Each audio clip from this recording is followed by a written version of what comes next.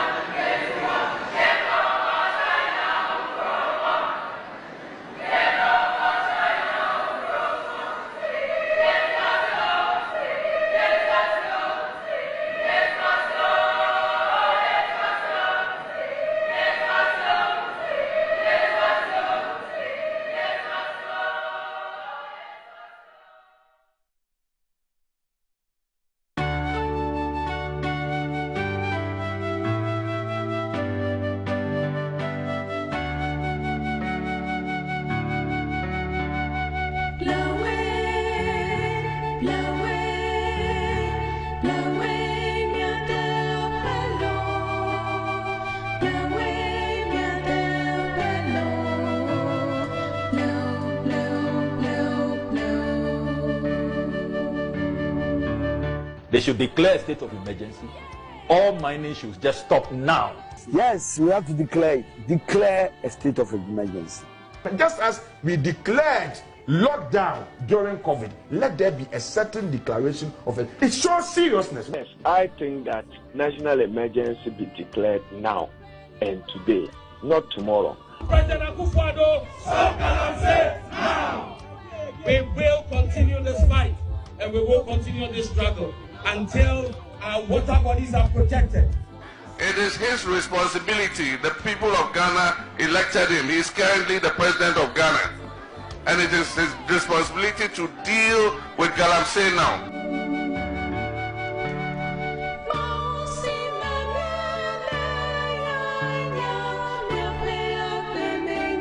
The Gold Board was introduced as part of reforms.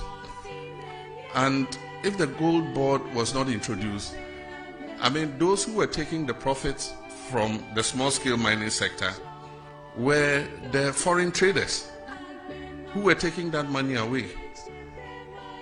In 6 months, we have exported over $6 billion. About $4 billion of that money was going to go into the private or foreign traders. And so the first thing is you shut the stable door so that the horse doesn't escape, which is what we've done. So if it's from illegal sources, it's from legal sources. At least it's our land that is being destroyed. So let us get the benefit of it instead of foreign traders. So that's the first thing. I've been reluctant to implement a state of emergency in the Galamsey fight because we've not exhausted the powers we even have without a state of emergency. We have the opportunity to arrest anybody, to confiscate any such thing. There are laws for forest protection and all that give us enough powers to be able to act. Implementing a state of emergency might sound nice, but it should be the last extreme, the last resort. If we don't fight for the Ghana that we want, we will not get the Ghana that we need. So if His Excellency the President, and I know him a bit, he's a good, nice man. Whatever is holding him, I don't know. John Mahama is a good, fine man. His brain is on point. His children are sweet people. I can't understand that he would think of other people's children to drink this water. I don't think the First Lady in her sanity would ever sit down and approve of any of this when one of the people she loves the most has died. Why should the Minister of Lands be raving and ranting as if he's the only one on the street? Where are the people who said 1 week? Sam George, my brother, Igbo, Okujeto, where are you? We have to call you out. My own brother, Roxy Dafiamo Paul, you cannot change your mouth. Please, it's not about your party. It is about Ghana. There should be something we should stand for. Sam George said the president can solve this in 1 week. By doing what? Declaring a state of emergency. And that's true. If any president were to declare a state of emergency, nobody goes there. So that's true. That will solve the problem. There's no question about that. That is true. And if you say these things and you come to government and say that, well, we are in government, as you just said, that the turbidity of the water is getting worse under your government, worse than when you said we should declare a state of emergency. At a certain turbidity level, you said declare a state of emergency. Turbidity level becomes worse. You now have the power.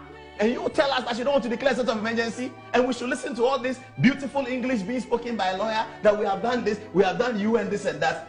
All that is okay. It's a political question. The acting Chief Justice told the Bar Conference this week that the Galamsey has become worse under President Mahama. Felix Kwame Ofosu, the government communication minister, says he needs evidence of that. He needs evidence of the fact that the situation has become worse. He said nobody has provided the evidence. He doesn't have the evidence. Kolebu Teaching Hospital is reporting things. He doesn't have the evidence. The turbidity of the water from Ghana Water Company, he doesn't have the evidence. These are the matters that is making the politics unbelievable.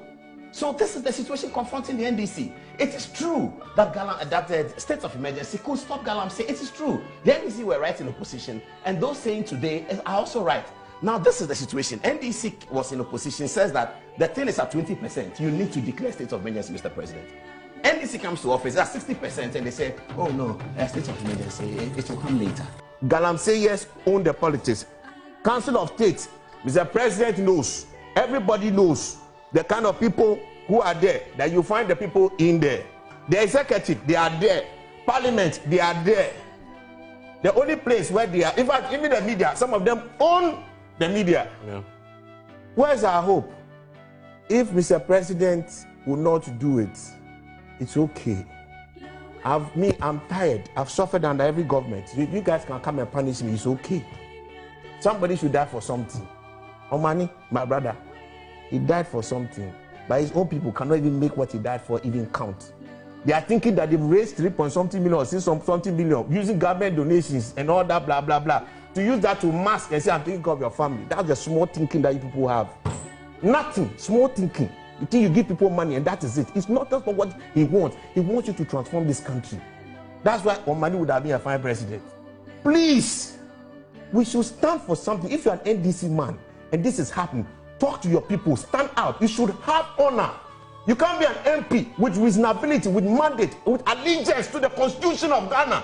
And you see this and keep quiet and come and have the audacity to come and maybe discuss the fact that the president never used the word state of emergency. Nonsense. Do you have a heart? Do you have a heart? Do you have a conscience? They should declare a state of emergency. All mining should just stop now. Just as we declared lockdown during COVID, let there be a certain declaration of it. It shows seriousness. People are beginning to tell me that in the next election, don't vote for him. People are this. I go in the streets. I don't go to the universities. I'm on the streets. People on the streets are now telling me, don't vote for him. NDC is going. That one went, we'll send this one out. We don't care who's coming. We'll vote for that person. We'll try that person. Can you imagine? This is not a joke. Oh.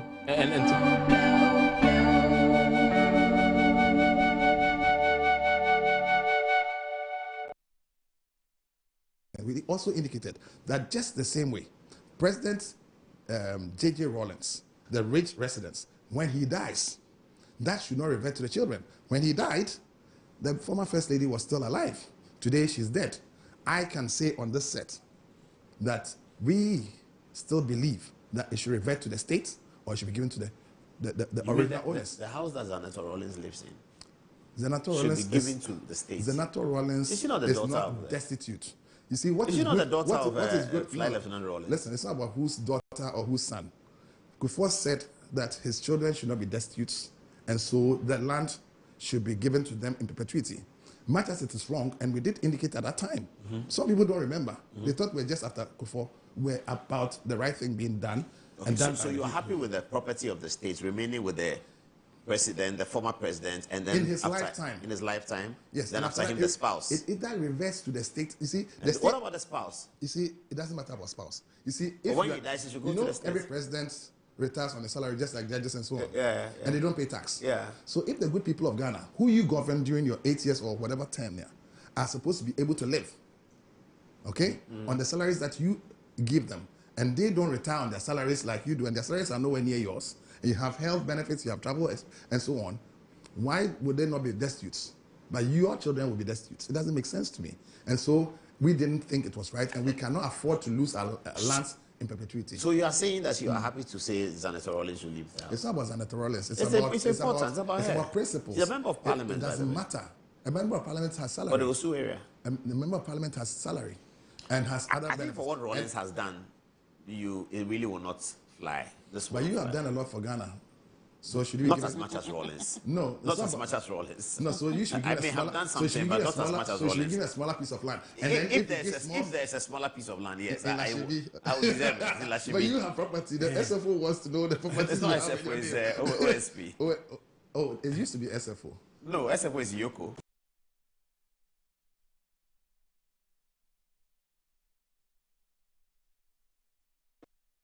Your Excellency, Mr. President, I'm singing this song as I always do, just to praise the name of Almighty God.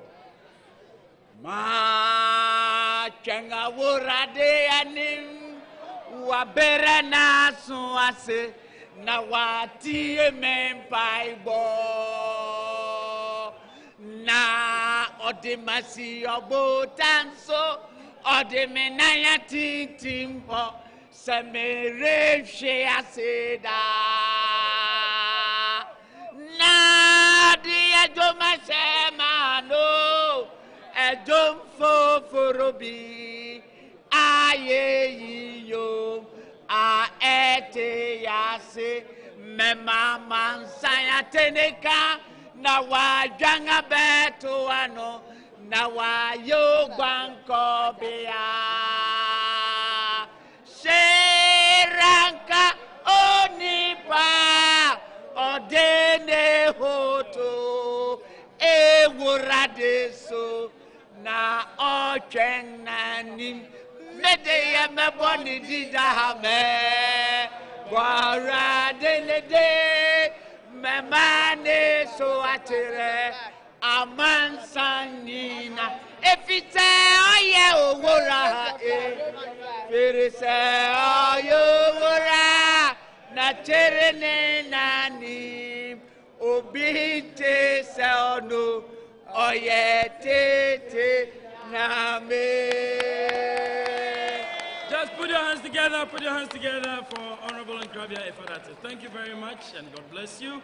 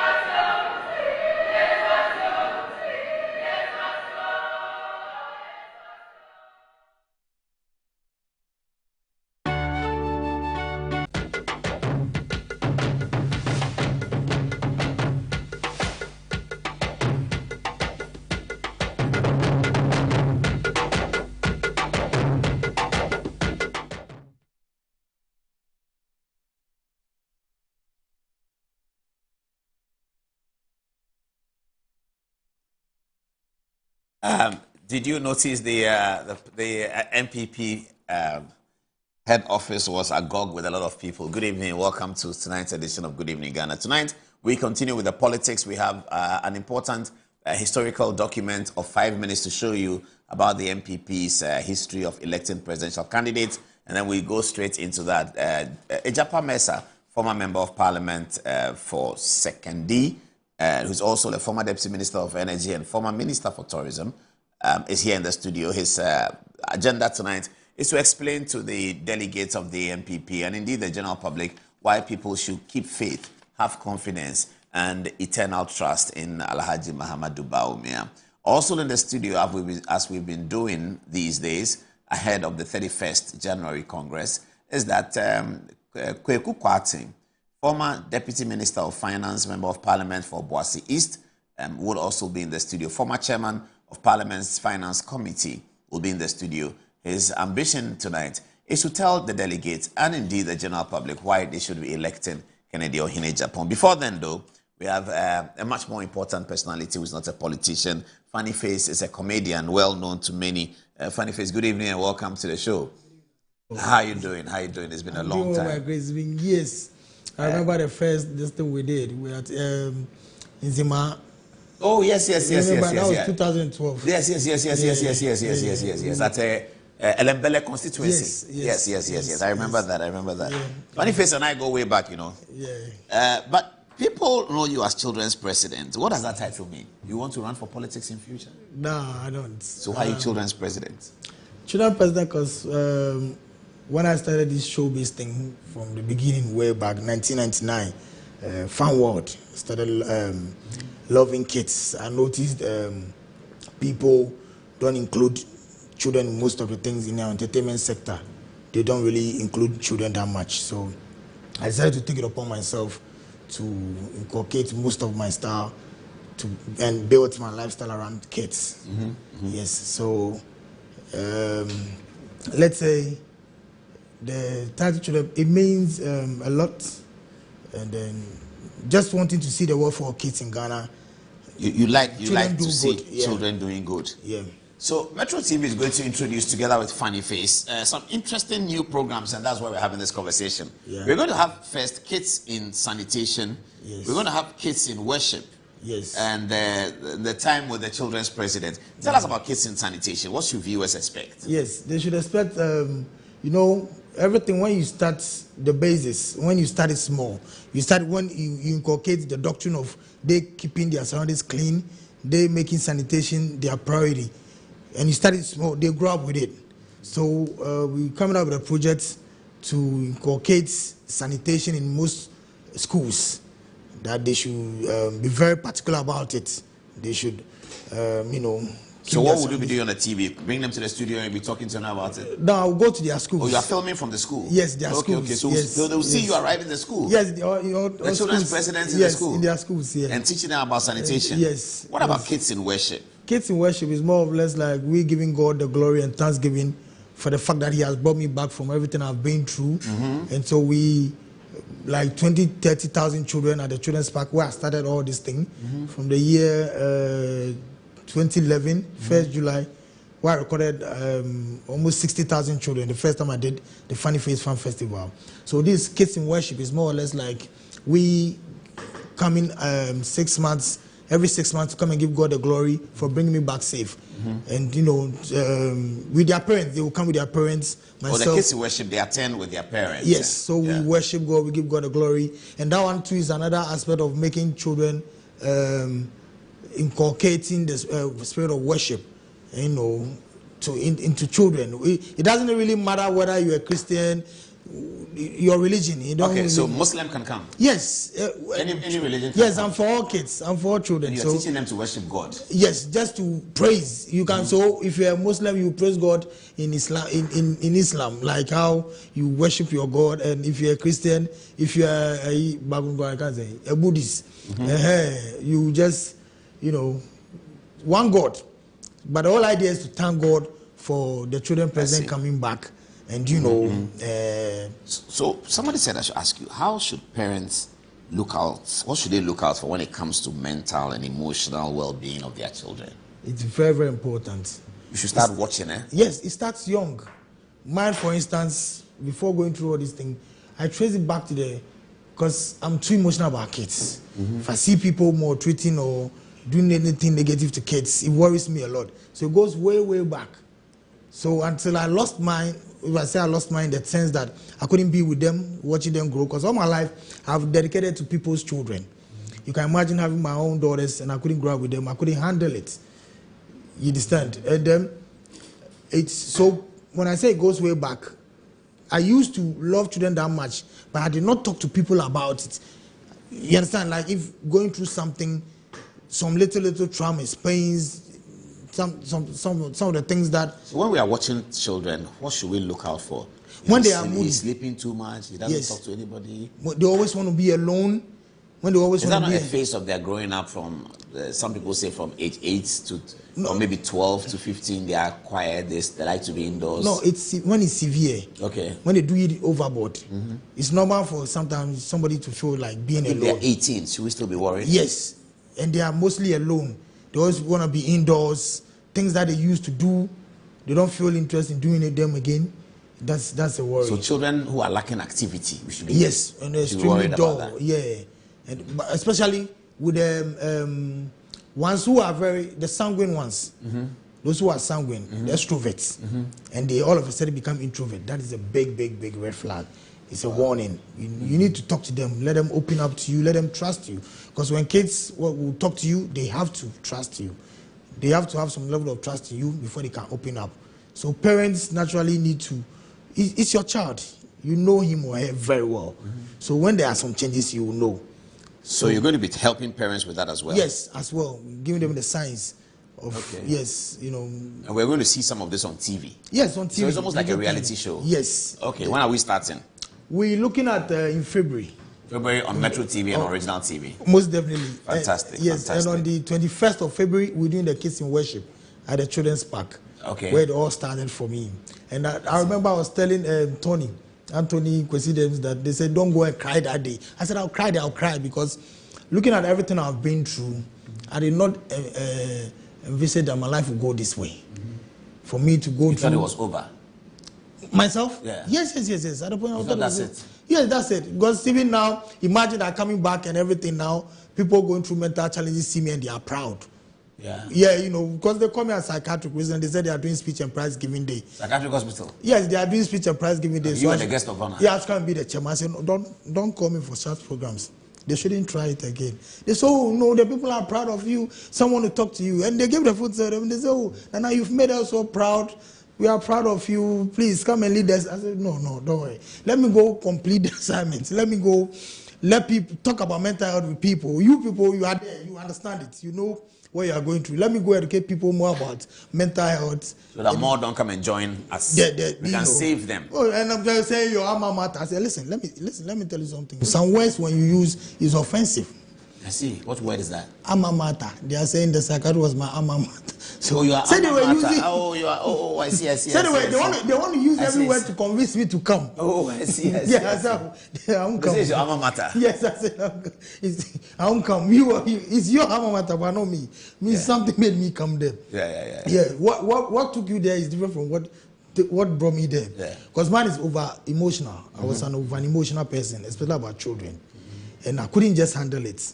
So the main problem you think was the children moving away from you? Yes. Without that, you'll be fine? Oh, yeah. Okay. So now, because I've been able to notice that is my trigger, yes, I've taken measures against it. And so once you are under the treatment, you will be able to observe what your trigger is. Yes. And then move away, stay away from it, avoid it. Yes. And by and let large, you you know will be fine. You'll not know what your trigger your is. particular treatment. And the treatment is in different folds. We have people who are on medicine. Man, I'm not on medicine. What are you on? Oh, they just let me know this is my trigger. Stay away from it and you're okay. That's it? Yeah, that's it. So from the beginning, that's the reason why it was more hurting to me, because I should have noticed it a long time. But I couldn't. Wow. Uncle Paul, imagine somebody, all your life, kids. You go crazy about people, kids. You've roughly 15, 16, 17 years of your life. You dedicate it to people's children. You buy things, stuff for them, you do donations for them, you entertain them, and then God bless you with twins. It's very good. It's all over the place. And now, let me chip in this. Never make something the focus of your attraction or your attention. Like how? If, let's say, this telephone, if I should make, this telephone there, I like the telephone, Charlie is my everything, this telephone, and one time you come and it's not there, it will worry you psychologically. So that's you what don't get personally attached to stuff. to something. That's what happened to But me. my mother is attached to her teacups. Is there a problem? Oh, teacups, I say normal. But we laugh at her because where's my teacup? Yes, no, with the grown-ups, yeah. So it's normal, yeah. Teacups, there's normal. Some people like a particular cutlery. So when you take the teacup from there, does your mother do something? Yeah, she's worried. She's all over there. She can't do anything unless you bring it back. Uncle Paul, somewhere now can. So is mommy watching this program? She probably has asleep. She's over 70. You see, so it's normal. But if you take the teacup from mommy reacts. No, she wants to see it. She wants to see it at a particular place. Man, by her bedside, where's my teacup? It's okay. She wants to see the teacup at the bedside. Yeah. It's normal. I thought when you take the teacup, mommy says. If she wakes up and it's not there, she'll ask that where's my teacup, even if she doesn't need it at the time. It's not. It's growth. That one is growth. There's no. But if she was younger, and mommy is saying, "Where's my teacup?" There, I'll call mommy for a meeting. So if a lady likes a particular wake cup, a young lady, yes, and she goes bonkers if her sister takes it without telling her, should we be worried? That's wake cup. Yes, there's some wake cup she likes. She has plenty. Uncle Boy, what is happening with your fine with cup? Mommy is. Okay, let me move it to shirt. That is wake up. If a young man wants a particular white shirt, he has many white shirts, but he wants a particular one, and his younger brother wears it, he goes crazy. You are telling him that, yeah, you can wear another one. Yeah. He says, no, I want that one. And one pay. Should we be worried? That's a borderline worry, because it starts small. It doesn't start big. It starts with little things. And so with time, then it graduates. I remember those times when I used to say, hey, mitibo. But when they took me to psychiatry, I noticed they are university graduates in their life. With the madness, they are graduates, they are levels. I see. The people are We thank God. We thank God that you are to back. God be the glory, Uncle Paul. And we thank God that you are going to put this effort in with the support of Metro TV and Original TV. Yeah. Kids in Sanitation, Kids in Worship. Starting on Metro TV on which date again? In February. Yes. But on 21st February, we have an event. We have the Kids in Worship at the Children's Park. Yeah. Fantastic. And Uncle Paul, one more time, I think they forgot to add it. I'm doing mental health awareness and say no to drugs in senior high schools. Oh, that's fantastic. That's a big project. When we were in senior high school, they did that. Some people came. Yeah, but you have to do it well because when we were in senior high school, the people came, but after it didn't work. Uncle Paul, this one is. I didn't go in the boys. They continued doing it. Yeah, they will do it because after even Dr. Asari came, but I didn't go. Them were still doing it. They will do it because after you educate them, you need to form a club in the school. Okay. You need to let them. We had SU, Scripture Union. Yes. But they were shy to come to Scripture Union. Yes. We call them unbelievers. So you form a club. You form a club to sometimes for them to be educated more. You get a resource person who will talk to them. Sometimes. But the thing in secondary school is that it is an offense. So if they admit to it, they may sack them. No. They don't come and admit. Say, I remember we started. Maybe join a club like that. Myself and Kwekume. You see, they need to have somebody they can trust. Somebody they will trust him. Probably maybe they won't feel like coming to the club, but they'll get a call number that they can call for help. You understand? And because recently when I was doing my Kwekume, because in my case, because I trusted in Kweku, then I have to leave home to go and stay with him. So he became a major source of inspiration for me in my healing. You understand? So what we'll do in the senior high schools is that we'll get them a helpline that they can call and talk to resource personnel to help them come out of. Because Uncle Paul, in senior high schools is worse. The drugs is what bad. kind of drugs are they using over there? Also the drugs. They're using tramadol. They're using red. They're using red is liquid. Or it's a tablet? No, it's a tablet. Oh, it is. I thought it was liquid. Oh no, it's a tablet. Okay. Yeah, okay. So it's like tramadol. Yes. Tramadol is a tablet. Yes, but the red is a little higher dose than the tramadol. What does it do to them? Make them high? With the red? All those things. You see, me, Modi, I don't know much about that particular the tramadol and red because I didn't do it. I did marijuana when I went through my. Yeah, but what does it do? Why is it attractive to young people? However you are feeling, it will only boost your energy. So if you are feeling sad, so if you are an emotional person, it will worsen it. If you are feeling sad, you take it, you'll be sad. No, the first, I think, if you are sad and you take it, the first 30 minutes or 1 hour, you feel energetic, you think, say, hey, yo, but after that 1 hour, 2 hour phase, you go back to your mood and you'll be more depressed. You'll be more sad. But why is it prevalent with young boys more than young women? Why is it more boys? You see, with boys, you know, in school, SS, you know, you want to belong. You want to make the women know, say, Charlie, you did. Because there are some girls, you want to talk to them, you are shy. But when you take the red, you can talk to them? Oh, that's what they do. But in my days, it was not like that. But now they take it also to be able to engage with ladies, women. Yes, peer pressure. You know, they want to belong. They want their peers to see, say, Charlie, me to a day. What about those who are like 25, 26, who have moved from teenage, they finish university, and they are on the drugs? What is it doing for them? It's because... There are some of them have been working. They are young lawyers, they are young bankers, they are young doctors, and they are on the drugs. I know lawyers. Why is it so? Because you see, Uncle George, most people are going through depression. That day themselves, they don't even know they are depressed. Because they don't even know the signs. They don't know. So when they are depressed, they go to the drug for solace. They think that will help. Yes, you know, to calm them down. But you see, the problem is that with these drugs, when you do these things, it will only worsen your situation. Because whatever the problem is, when it leaves your system, the problem is still there. Tomorrow you say, okay, maybe I took yesterday I took a dose. I took one. It didn't last. It didn't last. So the next but day, you have to find money to service that lifestyle. That's when they begin to steal. Oh, that's when they enter into robbery. So they leave social money. biases now comes in. Yes. So somebody like me, with everything I've been through, they saw me go through it. So if I'm telling you don't do it, you know you won't do it because you saw me go through it and it was worse. Imagine somebody building his brand based on kids and all of a sudden on the internet insulting people. He couldn't differentiate between right and wrong.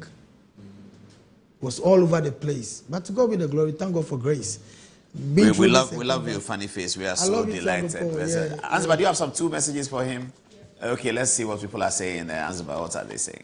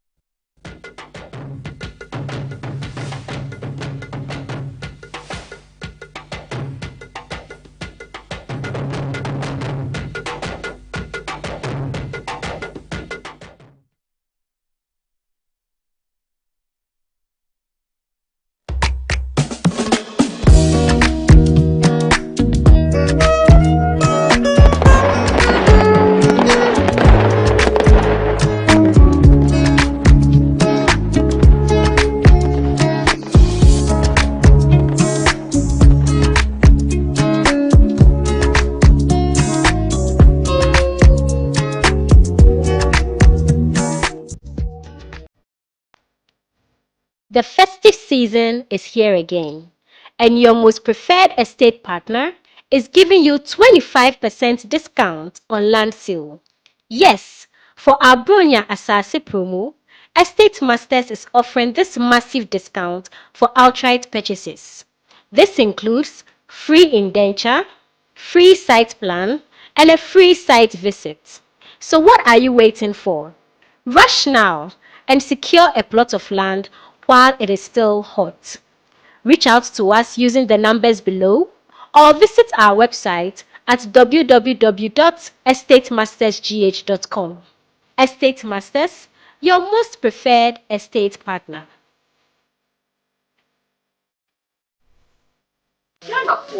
Bichechi awoni nara within ede baby dapa me dia dia sonko kra na ebremo nya odi to aduane mu ama waduane e dapa na me de bremo eno any some spices dey emu wa no bebre o various flavors ubenya eya akoko ubenya nantwie ye di ku jollof mu ma emu ye de ubenya ne di ku nkwan mu ye di ku froye mu ho na kope bito na ema waduane enye de unyimi ni a ye nkon tie nyankofo eka Otan no ye communication to ni o enjoy oduba that Samu spices. One in the essence no hi. I think it Daliaga. Samu spices in a sabi daddy so say. Samu spices. Mun Samu. Samu spices. Nyama chicken. Samu spices. Nsaka in Ketwa, measure 10 grams. Yawa chicken, spaghetti, garlic and ginger, stew, and jollof, and the flavors of Bebre. Samu spices, yes, Saka. FDRJ Jadien Kratoyatum. Brush your teeth. Brush 2 times a day. Brush with Kel-Kit. Hello, my friends. My name is Kel-Kit Toothpaste. Wow. I was made to be gentle on your gum, but protected. I will protect your teeth from cavity, make your teeth whiter, stronger, keep your mouth fresh all day, and best, I'm strawberry flavored. So put on a smile and try me. That's amazing. Just try me. That's my job. If you say so, jump on my brush. Makes your teeth stronger, chicky whiter, chicky stronger. Yay! You did it! I'm glad you like your new toothpaste. Don't forget to brush both day and night. Kel-Kit, happy smile.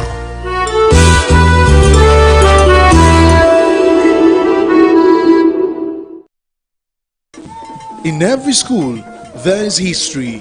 In every homecoming, there is pride. But in 2025, pride became competition. From convoys that shook the streets to colors worn with honor, from powerful reunions to legacy projects that will stand forever. Metro TV asked one bold question: which school truly owned the legacy in 2020? My school, my pride. This event is sponsored by Zoom Lion and Appointed Time Printing. School's Homecoming 2025 is a Metro TV event supported by Original TV, Original 91.9. Ayimensa, making home ownership simple and achievable for Ghanaians at home and abroad, starting from just 675,000 Ghana cedis. Situated within the serene hills of Ayimensa Danfa, Rehoboth Havens offers breathtaking views of the Pidiasi Ebri Mountains. Here, we provide views of the Pidiasi Ebri Mountains. Here, we provide a peaceful environment meticulously designed for modern living. This is more than just a house, it's a lifestyle. Rehoboth Havens is a secure gated community featuring beautifully landscaped surroundings.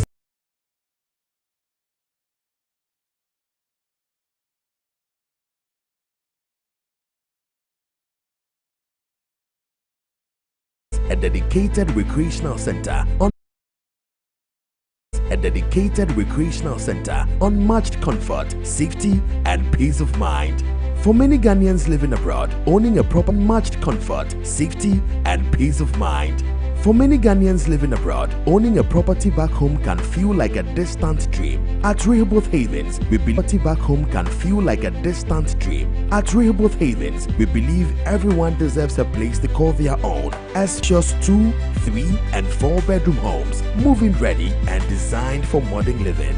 Don't wait. Secure your future today. Call us on 0553 751 933 or 0206 823 524 or 0244 764 499. Rehoboth Social Housing. Your housing dream becomes reality. Good afternoon, Mr. Ambedu.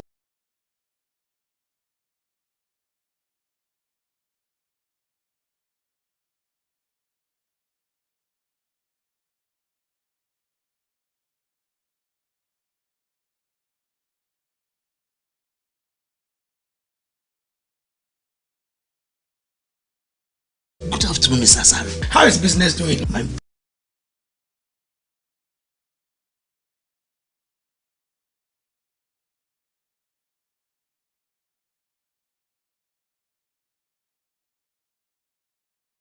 business is collapsing. Why is your business collapsing? I sold my products and services to my clients on credit, and my debtors are not paying their debt. Have you heard of Rosic Consult Limited, a debt recovery company operating in all the 6? I recommend Rosic Consult Limited.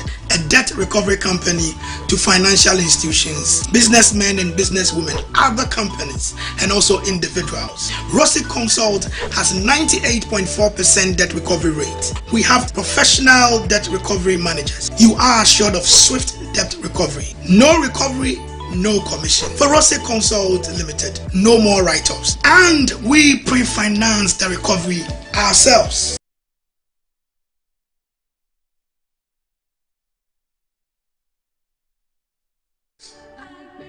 No commission. For Rossi Consult Limited, no more write-offs. And we pre-finance the recovery ourselves.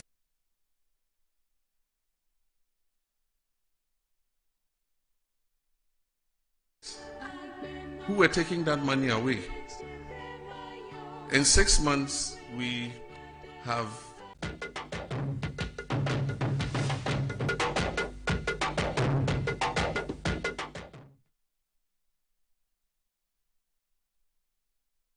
And our first political interview tonight is by Lord Bobosin.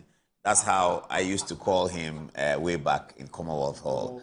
Lord Bobosin. Lord Bobosin is a distinguished barrister. You're Andrew. No, my father was James. His father was James Mercer. He's Andrew Mercer. Excuses? There you go. He was not in power. He had lost an election on 3 occasions. He was coming in at a time when we were faced with extreme difficulty in our economy. Okay, I have had occasion to say that probably if His Excellency the President had carried Ghanaians along during the economic crisis as much as he did during the COVID, we probably would have had a different outcome. Okay, and so all those things that go into the election of 2024 would certainly inform what it is that the delegates would decide on going into 2028. For example, I've heard people argue, for example, that Dr. Bawumia had less votes than members of parliament or the parliamentary candidates. Yes, they've said that. But is that not true? Then again, yes, it is. It is true? Yes, it is. He had less votes than the parliamentary candidates. But they use that to suggest that he's... I'm coming. None of the parliamentary candidates was falsely accused of owning Haptel, for example. Ghanaians had come to believe that Dr. Bawumia, who had amplified the campaign messages of the New Patriotic Party in the 2016 and 20 general election, because he was the running mate of His Excellency Nana Addo Dankwa Akufo-Addo, because some of our campaign commitments were not fulfilled, the NDC tagged him as a liar. But Paul, you and I know, for example, that Imani, that's an assessment of manifesto commitments in the run-up to every election. And you see that no party really is able to achieve 100% of its manifesto commitments. So is it the case that everybody who makes commitments and is unable to fulfill them is a liar? Certainly not.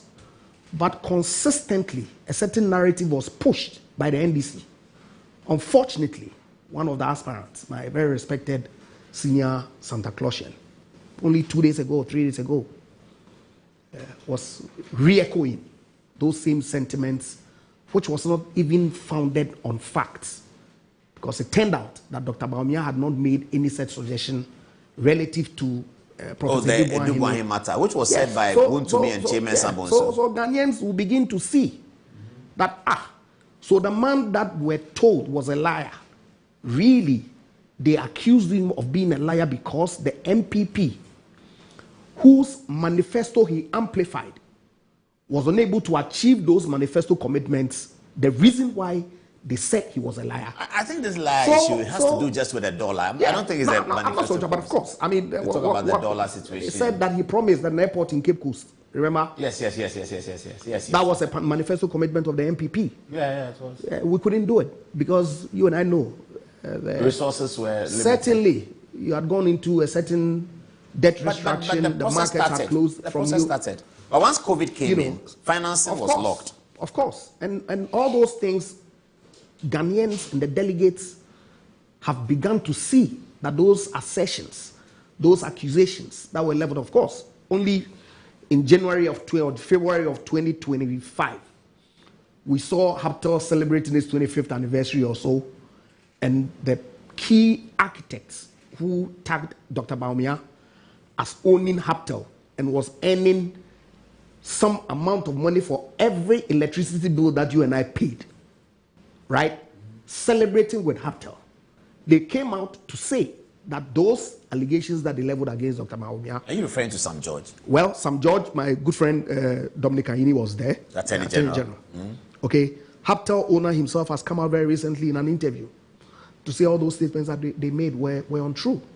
So Ghanaians would see that, look, guys, we were deceived into thinking that above all the issues that we had with the NPP government, which were all identified by the studies that have been done by the institutions that I've already mentioned, Dr. Bawumia as a person was tagged in a certain way such that people voted for parliamentary candidates and elected not to vote for Bawumia. I'm not so sure. Because he owns Haptel. Yes. And you know that Ghanaians take some things, very personal. Absolutely. What about the majority of, what about the 2 million people, 2 million people Bawumia is making money, then he must go, yes. Absolutely. What about the 2 million people who didn't turn up to vote, who are said to be MPP people? I interviewed Professor Frimpong Boateng, and he made a very intelligent analysis of the 2 million. He said that the way the campaign was run, there would be not many people who support John Mahama who stay home. The enthusiasm and the momentum was with the opposition.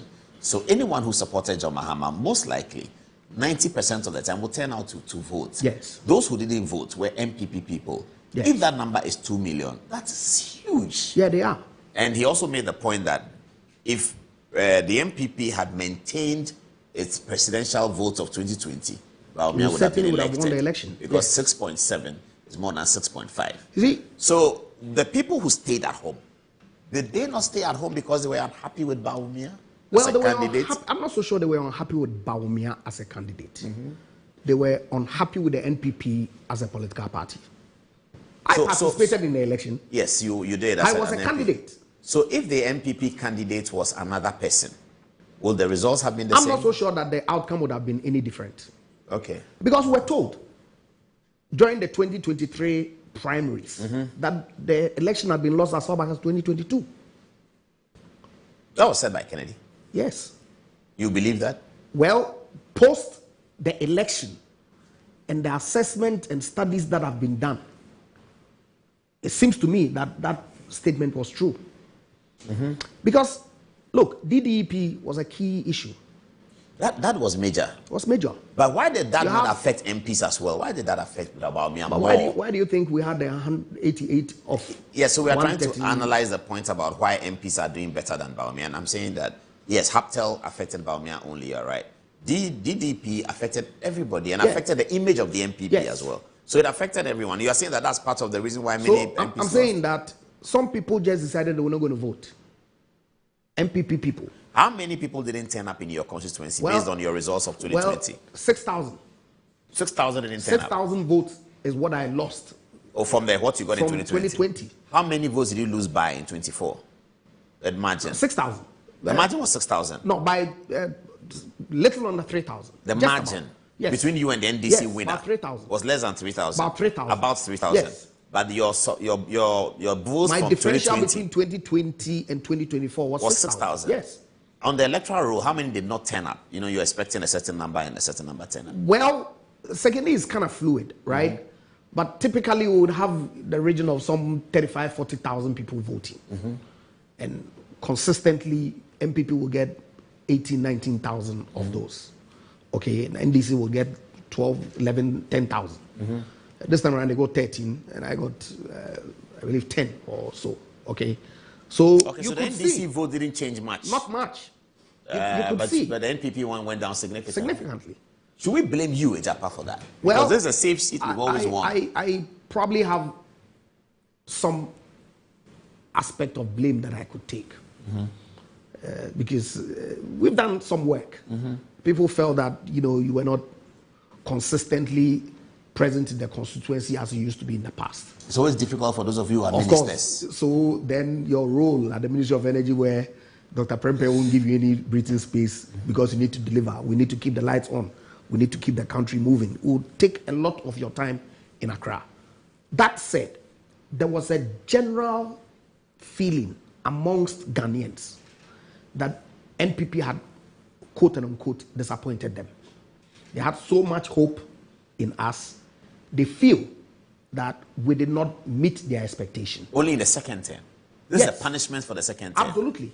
Because that's when... But that's a severe punishment. That's when... But, Paul, you see, I've been into several discussions with people. Yeah. And I find it rather sad that people accuse the Akufo-Addo government of having mismanaged the economy of Ghana. Yeah. Yeah. I don't think that was the case. But that's Before what the NDC told. Yeah, That's what the NDC told us. That's always until the COVID. expectation. Everything was good until Not COVID. everything was not good until COVID. Tell me. We had issues, but they were not beyond our ability to manage them. Okay. Okay. We had the energy sector problems. But it was managed. Yes, we borrowed money to deal with them. Education was We had, problematic. yeah, of course, free SHS wasn't too Double much. track had to come in. Yeah, because you needed to accommodate all the people who were being churned out from the JHS. You had the banking sector issues that you needed to deal with. That was major. Major. It was money that the country didn't have. But the alternative of not dealing with the problems was unimaginable. Dealing with them came at a cost. Political cost. No, economic. Financial. Certainly. And that then came to So bite when later on. COVID came, it impacted us in a worse Heavier. way than Togo, Burkina Faso, Cote Benin, d'Ivoire, and yeah. all our neighbors. Because that comparison was very... Because they didn't have those problems. So we had to deal with problems that we had inherited. Certainly. Banking sector crisis, Certainly. energy situations, Certainly. take or pay, 1 billion There to you pay. go. So we had major financial we had commitments. problems. And to deal with the banking sector problems to get the best case scenario, you have to spend money. Yes. By the time you finish doing that and you think you are even killed, you're about to take off, Then COVID COVID hits. strikes. By the time you are finished dealing with COVID, the Ukraine war comes and You, commodities are a you challenge. go to parliament, even before that, you go to parliament with revenue measures in the budget, right? The Public Financial Management Act says in section 22 that before 31st of December, you need to do 3 things. Pass your budget, approve your appropriations, and pass all revenue measures that will go to fund the budget. Before 31st, we approved the budget under some controversial circumstances. Appropriations were duly passed. The revenue measures were not passed. Had consequences. There was capital flight. So The the cedi started depreciating. Then the war in Russia hit.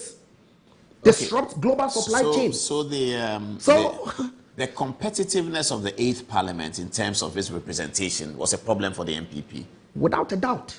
That's very interesting. And the NDC exploited it. Certainly. But why did the NDC MPP lose so many parliamentary seats in 2020? What Galamsey was a major factor. the fight against Galamsey? Certainly.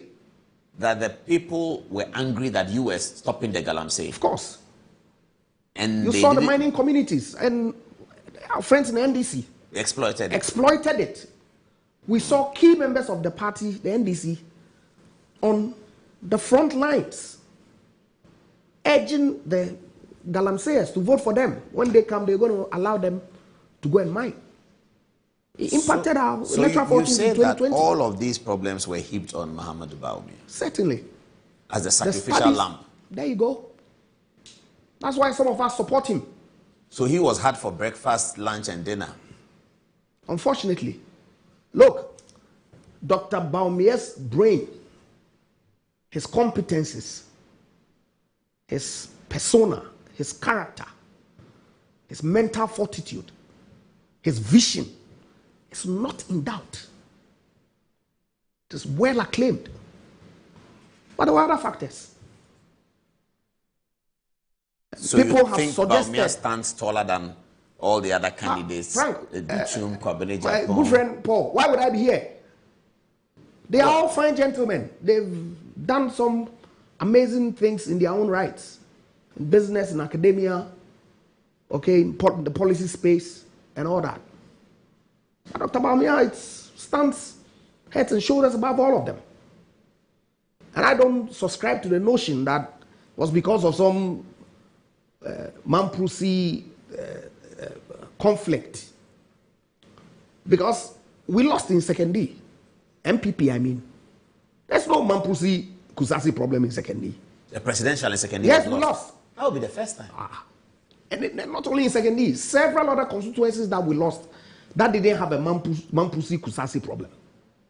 But So did we lose everywhere that there was a Mampusi Kusasi problem? But I'm saying that the suggestion that Dr. Bawumia, people didn't vote for him because it was because of the Mampusi Kusasi problem.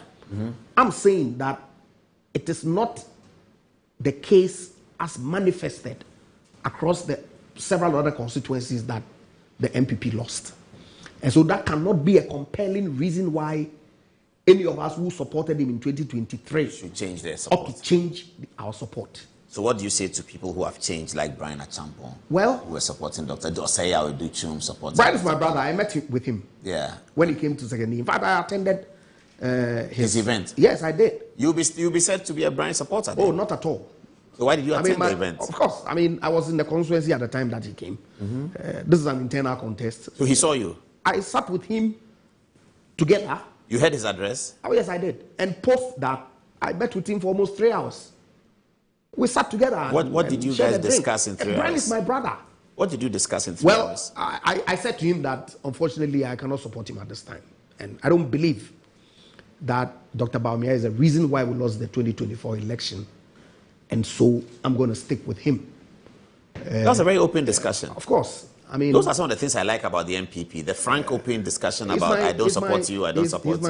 It's quite interesting. My senior colleague, Santa Ken, told me. Yes. He knows I cannot support him. We had our own discussion. And it's unfortunate that... So you think that the the January 31st unity of MPP will not be difficult to achieve? I don't think so at all. Based on what happened today? Well, not necessarily that. I have my own views about these peace pact signings. Okay, because my family member, Honorable Alan Tremantin, signed a peace pact and didn't abide by the tenets of it. When he lost the primaries, he resigned. Okay, so the fact that people have gone to sign doesn't mean that they will necessarily abide with the terms of the MOU. But I'm convinced that Dr. Bawumia will win by an overwhelming majority, such that the unity post 31st would be easy. Okay, so you think Dr. Bawumia will get more than 60%, which he got the last time? I am betting that he will get close to 70%. Close to 70%, yes. Ejapama. So who in the studio, who is watching wants to bet against Ejapama? So, let's hear what people are saying. Okay, wrap up on that. Get ready, please. Unlike people who say fear delegates, I trust them, You don't fear delegates? Not at all. You trust them? I trust them. Haven't you lost primaries before? Well, I did lose once when I contested the Colossus. But of course, I knew I was going to lose before I went into the election. Oh, you knew? Of course. So do candidates always know what's going to happen? Well, sometimes they do. I did. But I knew that he was not going to be in a position to contest the next election. So I needed to put my foothold in there. So you came my second? Entry strategy. You came second? Yes. I think there was another candidate, Lawyer Moa. I see. And the next time I went to the post. Oh, I see.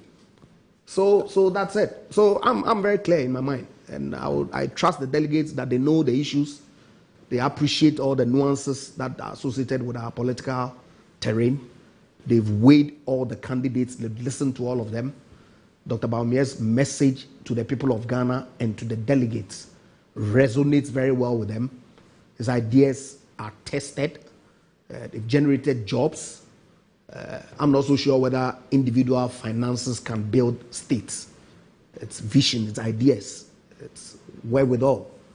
Have you heard about that takes us there? I know that being... That's what it takes. I know that being a Disadel old student, and because I know you personally, I'll tell viewers something they don't know, that your brother is an Anglican priest who lives in America. Have you observed the prophecies?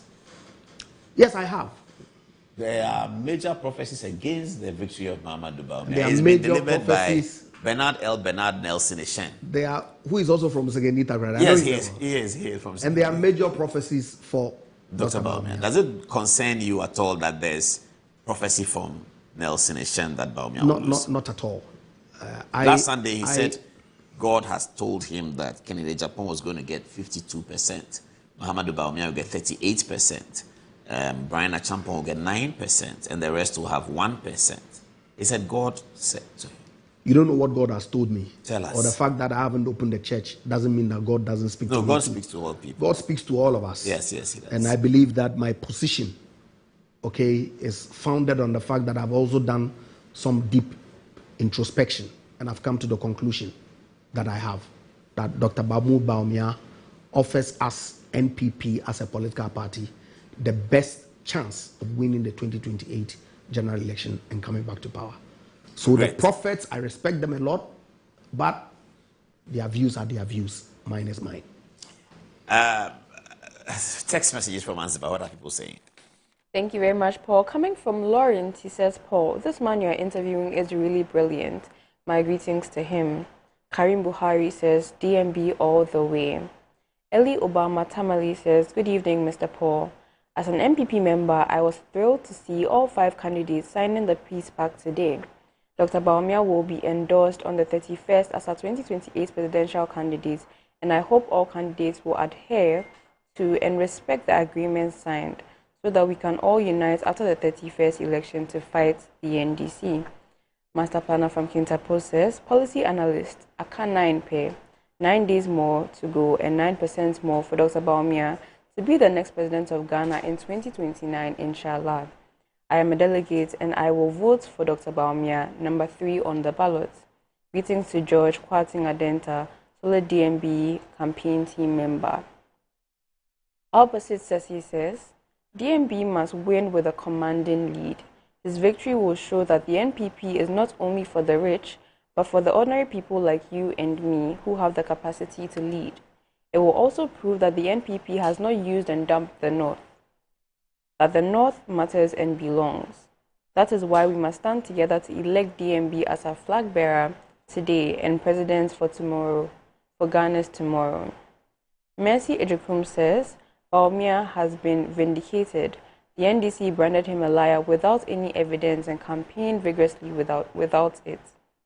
Kwame Christ Kid says, Honorable Ejaku Boatri, Chairman Singh for National Chairman, done and dusted. Lastly, coming from Adams, he says, good evening, Paulus. Dr. Bawumia appeared moody at today's event by the NPP. I was very disappointed and felt very bad for him. An innocent and humble soul like Bawumia to be going through this in the name of petty politics from Ken. I think the NPP executives are not being fair to Dr. Bawumia, especially on the issue of Honorable Ken's unnecessary attacks. With no reason, no action taken against Ken, and everybody is quiet as if nothing has happened. Okay, that'll be it. Over to you, Paul. Your last words, Ejapa. Tell us, finally. So, my fellow delegates of the New Patriotic Party, I greet you well once again.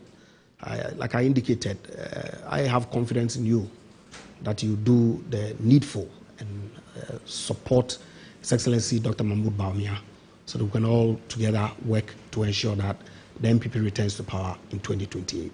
Thank you. That's it, Japa Mesa. We'll take a short break. Give me the Matchen your idea name. Get it ready for me and let's roll that one as Japa leaves. He's a Christian. His brother is an Anglican priest. So, are you ready with that? Can we go? Okay, so that's the interview with the Japa Mesa. Next is the fiery speaker, Kweku Kwating, former Deputy Minister of Finance, Member of Parliament for Obuasi East, and indeed a former spokesperson at the Ministry of Finance during the Kufuor era. Kweku Kwating has been around for a very, very long time. Isapa, thank you for your time. After the break. Your Excellency, Mr. President, I'm singing this song as I always do, just to praise the name of Almighty God. Ma chenga wurade anim wabere na suase na wati empaibo na odemasi obotanso odemenaya tintimpo Semere Sheaseda Nadia Domasemano Edom Foforobi Aye yo a ete yase mema mansaya teneka na wajanga beto ano na wayo gwanko bea Seranka onipa odene hoto ewuradeso na ochennanim medeye meboni didahame gwara denede memane so atere amansanina efite oye owora Firise oyowora na terene nani obite se ono oye tete name. Your Excellency, Mr. President, I'm singing this song as I always do, just to praise the name of Almighty God. Ma changa wurade anim wabere na suase na wati empai bo.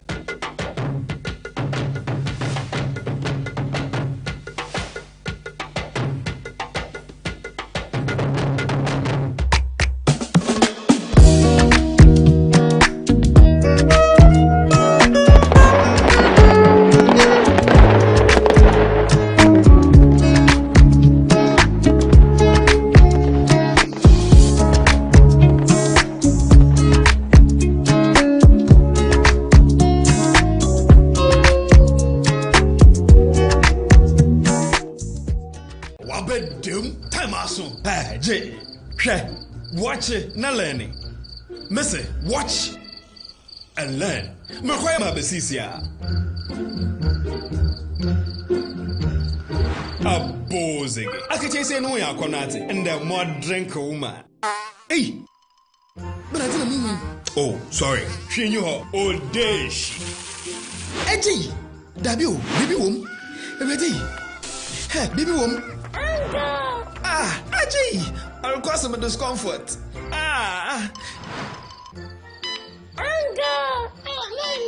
Sorry, well, uncle, where would the dad? Why your funeral? Say a Pesori insecticide GB at a user. Co pharmacy in a shop biamu. Na mum say a pharmacy supermarket and a shop ra. Na repedudu to a cotonwa. On for Royal Dutch and our Aerofield Trading. Effie spray with Daimwa. In my line of work, a confident smile is everything. Kel Charcoal Toothpaste keeps me on top of my game and ensures my smile is always radiant and bright. With the tiring nature of my job, we spend several hours under the scorching sun. To keep our teeth white and our breath fresh all the time, we use none other than Kel Charcoal Toothpaste. Kel Charcoal Toothpaste. You're on a kessie and in a kit one. Samayo Kendini, a who be here, Samecha Sapapadia to Amame Manfo, Kel Charcoal's natural ingredients, and a bomb is several buying, a maniswing, Nesasu Mama Hoto so a will beg you. Kel Charcoal Toothpaste. Choose Kel Charcoal Toothpaste for anti-cavity, whiter teeth, and fresher breath all day. Available in 80 gram and 150 gram. Grab yours today. Kel, happy smile. This advert is FDA approved.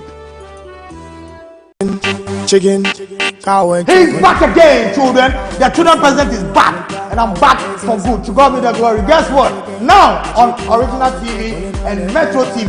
Now go, come for Westball. Something amazing is coming for you, children. You've been idle for nothing. Now you have something to do. The children president is back with Time with the Children President on Metro TV and Original TV. Please subscribe to my YouTube channel, Funny Face Official, and make sure you tune into Metro TV every weekend and Original TV as well. Your life will never be the same. You've been through a lot. Now we're chicken, now we're chicken.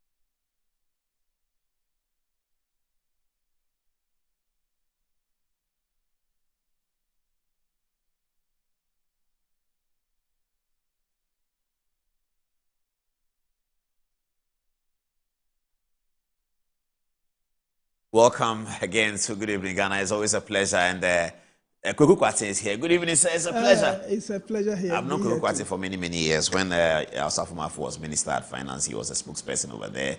He continued there till 2008, I believe. Yes. He became a part of the technical staff of the Ministry of Finance. Later, he became a deputy minister over there. And he's member of parliament now for Obuasi East. Did I get it right? Obuasi West. Obuasi West. Yeah, Obuasi West. This is constituency. Welcome to the show. How many days to go? Some 9 days. You're confident? We're very confident. That what? That we will win these primaries. The NPP primaries? Yes, on 31st of January 2026. Kennedy Agyapong would emerge the flag bearer for the New Patriotic Party. We're very confident about that. So Kennedy Agyapong is hoping to play either the Kufuor or the Akufo-Addo. By that I mean, first time Kufuor didn't win in 92, second time 96 he won it. Akufo-Addo first time did not win in 98, second time 2007 he won it. That's the spirit that you are hoping Kennedy would have? I think Kennedy is going to win not because of some of these trends that are being put across. Kennedy is going to win because he's a different kind of politician.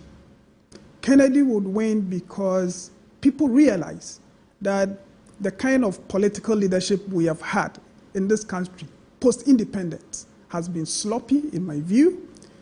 A proud country like Ghana visiting the IMF 17 times. If you want to add the Structural Adjustment Program and HIPIC, we have sought development partner assistance 19 times. We are unable, as Botswana is able to say, that we have never needed the IMF, we will never need them. A proud country like Ghana, why? You see the youth in the streets, and they have no jobs to do. We are churning out many students from our tertiary institutions. The productive sectors of the economy are not growing. How are we going to employ these youth? That is national insecurity brewing.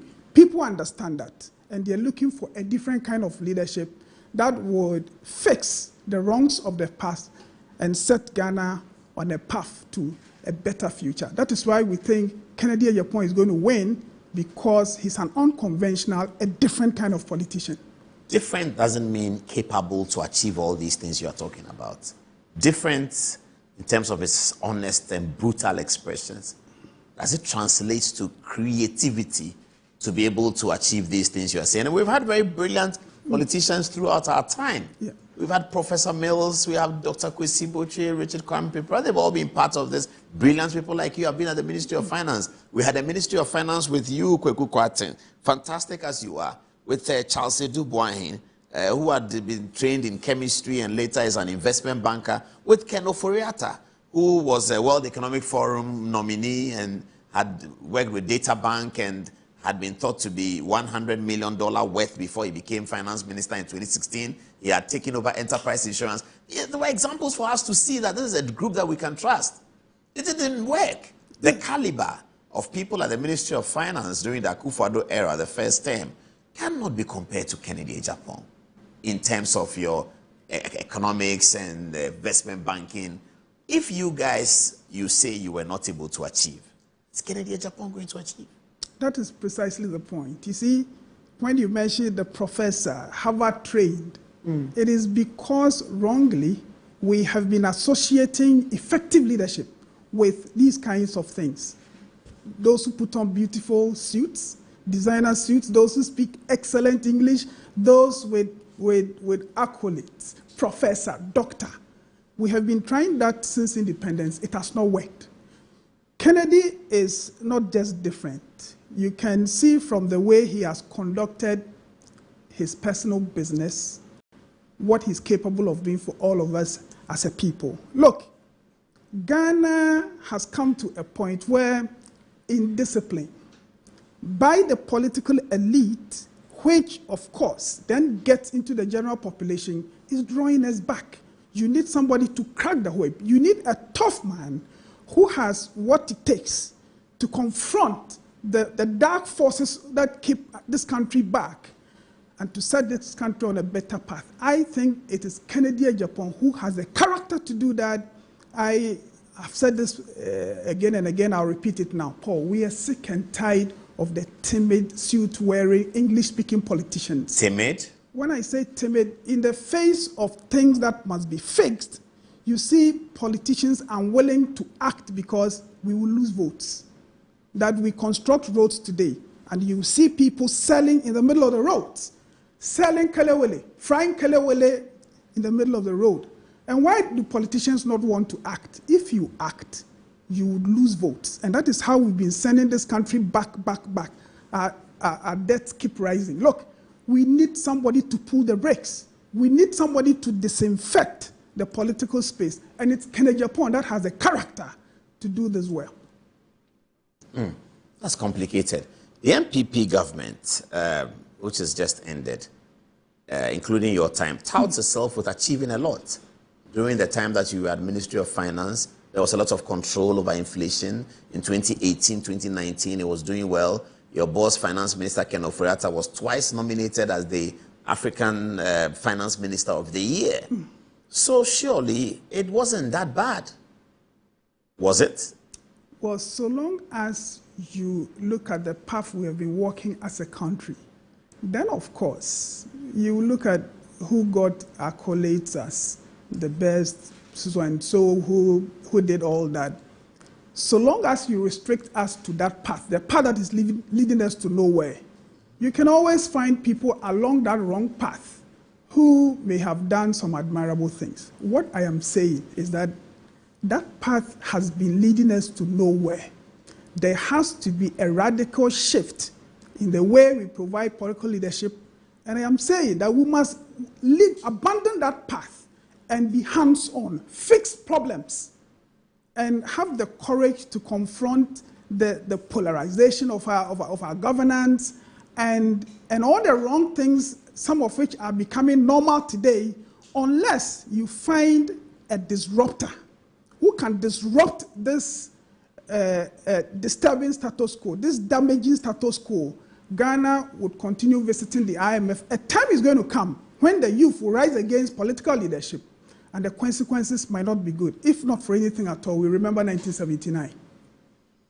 Okay, what if somebody tells you that this problem you're identifying in Ghanaian politics, for which reason you believe Kennedy Agyapong is a solution, is an MPP problem? And this is great. John Mahama just became president and the dollar is at 10. We didn't see that. John Mahama just became president and inflation has gone down. John Mahama just became president and things are buying papa abba, as they say. So your problem is an MPP problem. It's not a Ghana people's problem. The MPP is the one who is sloppy leadership. They don't know how to do the economy. They talk plenty. They can't. That's MPP. And this is fine. So really, what's the point? But if you look at the mess we have seen post-independence, NDC has been in there. No, there's a new NDC now. And that's what they are saying. The new NDC, what people are experiencing is your party problem. The discussion we're having is about placing Ghana right, all right? NDC supporters think Ghana is right today. Full stop. Well, we would see, because we all join the investor community, the business community in saying we are happy with the stability of the city. But the question we should be asking is this the first time? No.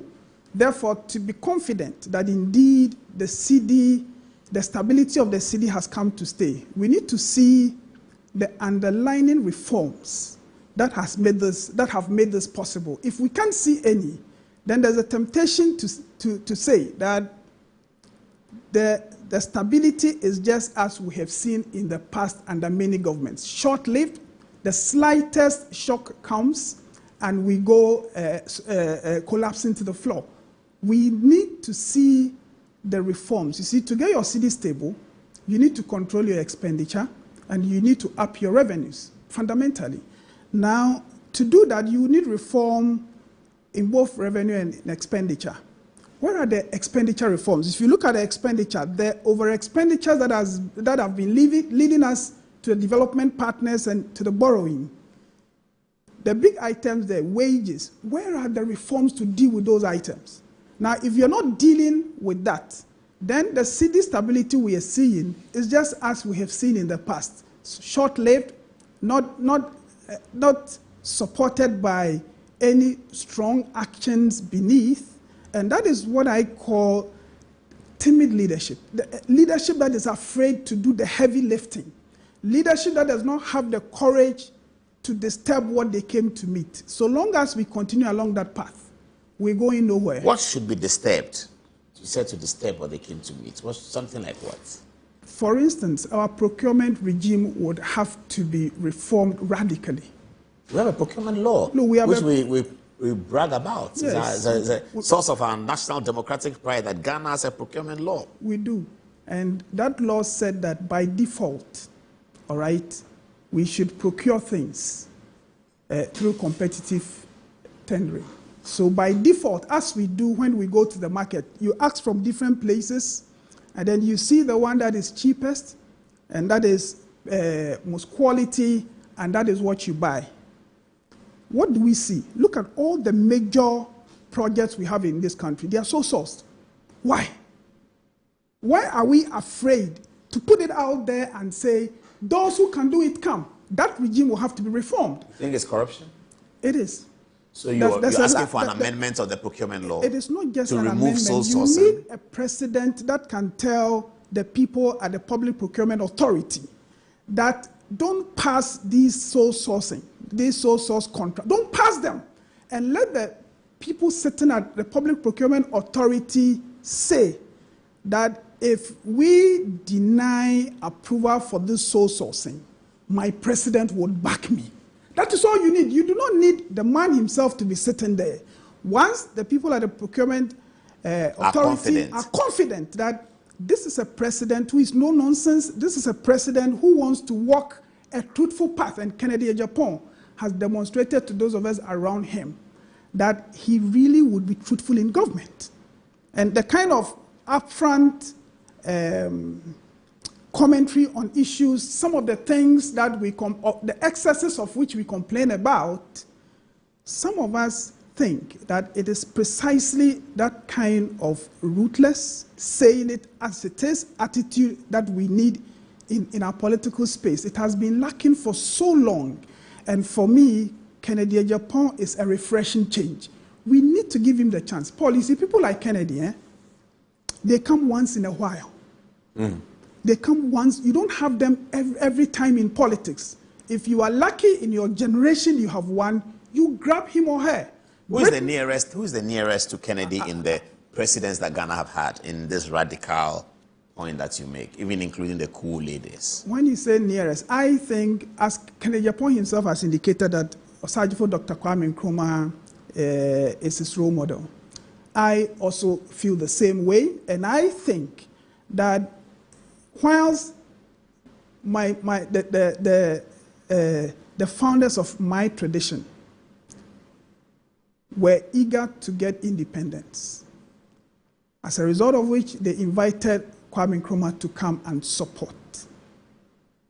But he got here and said, these guys, we can see what they have done elsewhere. If you allow them to gain more roots, it will take a lot more bloodshed to get our independence. So we want the independence now. People like that have a sense of urgency. And like Margaret Thatcher, like Kwame Nkrumah, he's disrespectful. All right? Nkrumah was disrespectful? Oh, people say that all the time. That's what they said of him. Oh, the chiefs, go and... They said that of Margaret Thatcher? They said that of Margaret Thatcher.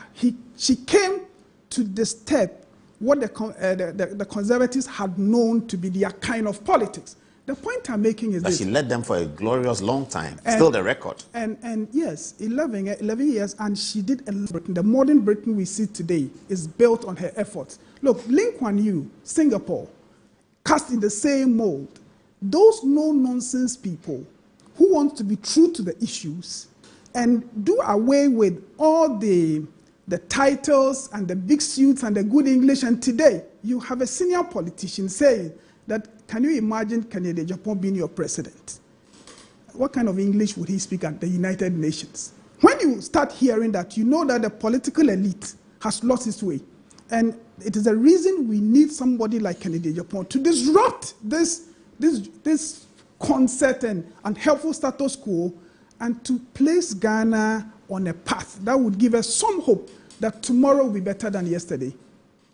You are worried about Atachian's assessment of Kennedy Agyapong, that what they say about him, that he has been president also has a representation value to it.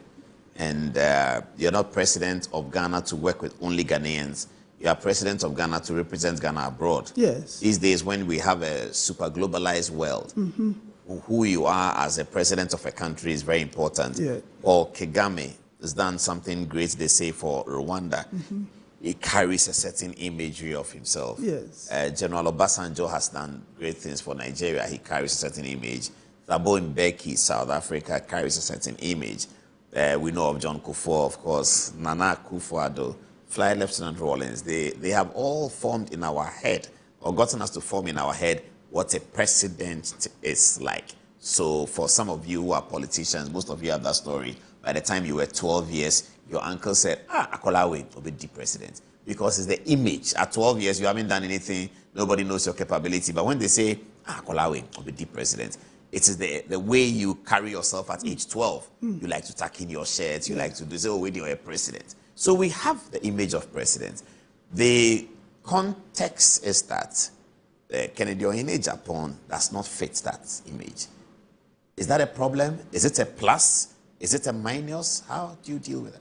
Well, first, we should ask, what has that image done for us? It is that image that has sent us to our development partner 19 times. We should be ashamed.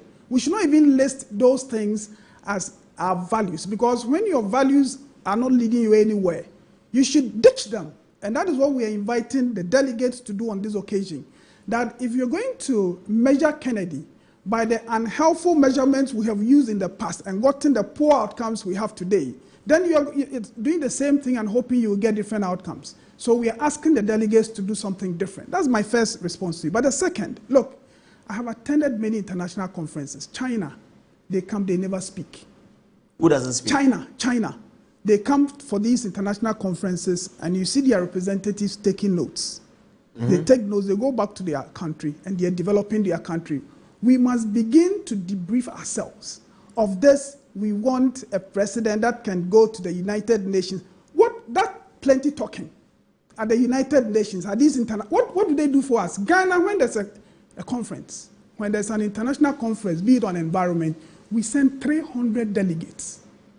And we want people who go and speak good English and they say they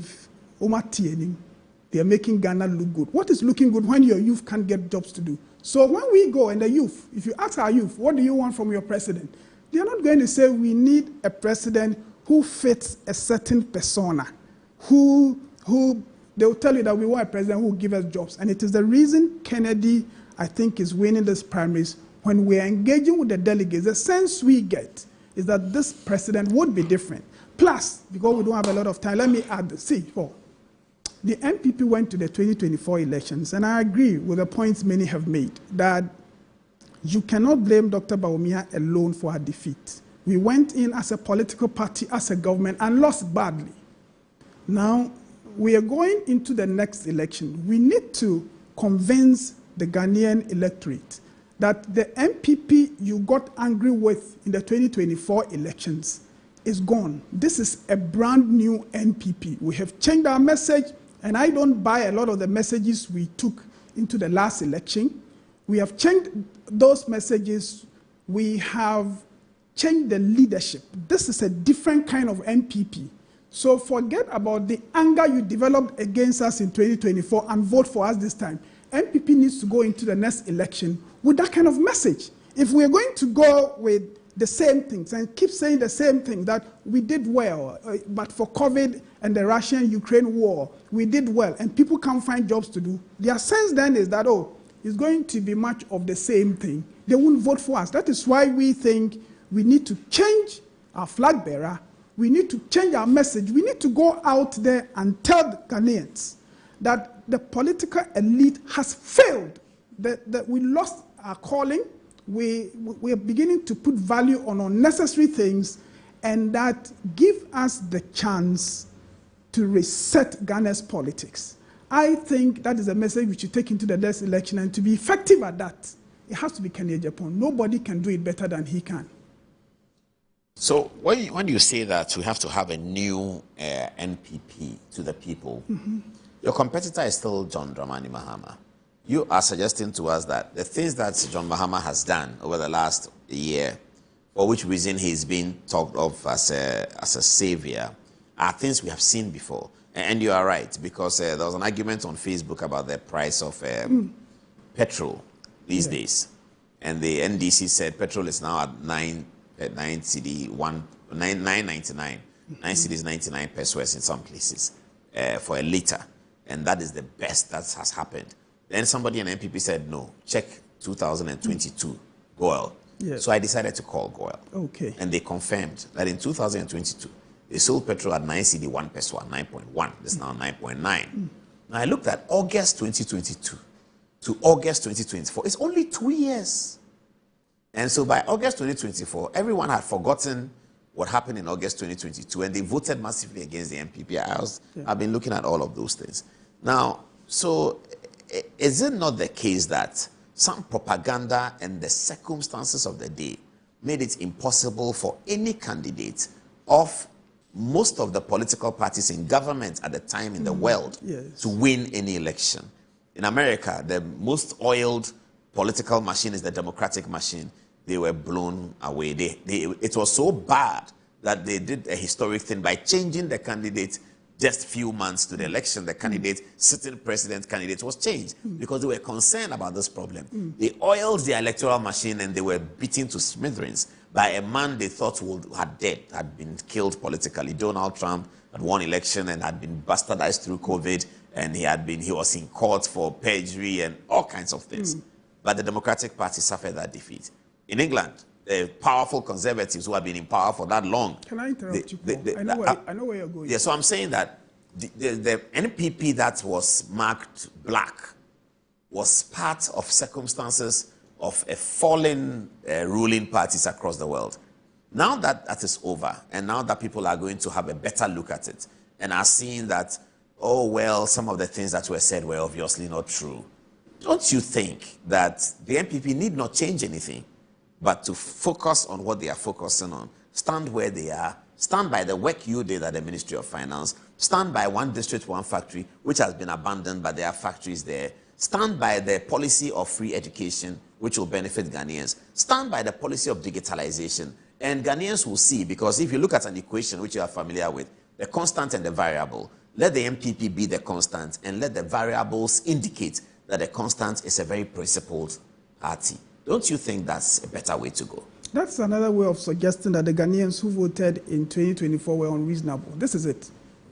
When COVID and the Russian-Ukraine war came, the disruption of international trade and all that happened, those countries that had strong immune systems, they withstood the challenges of COVID.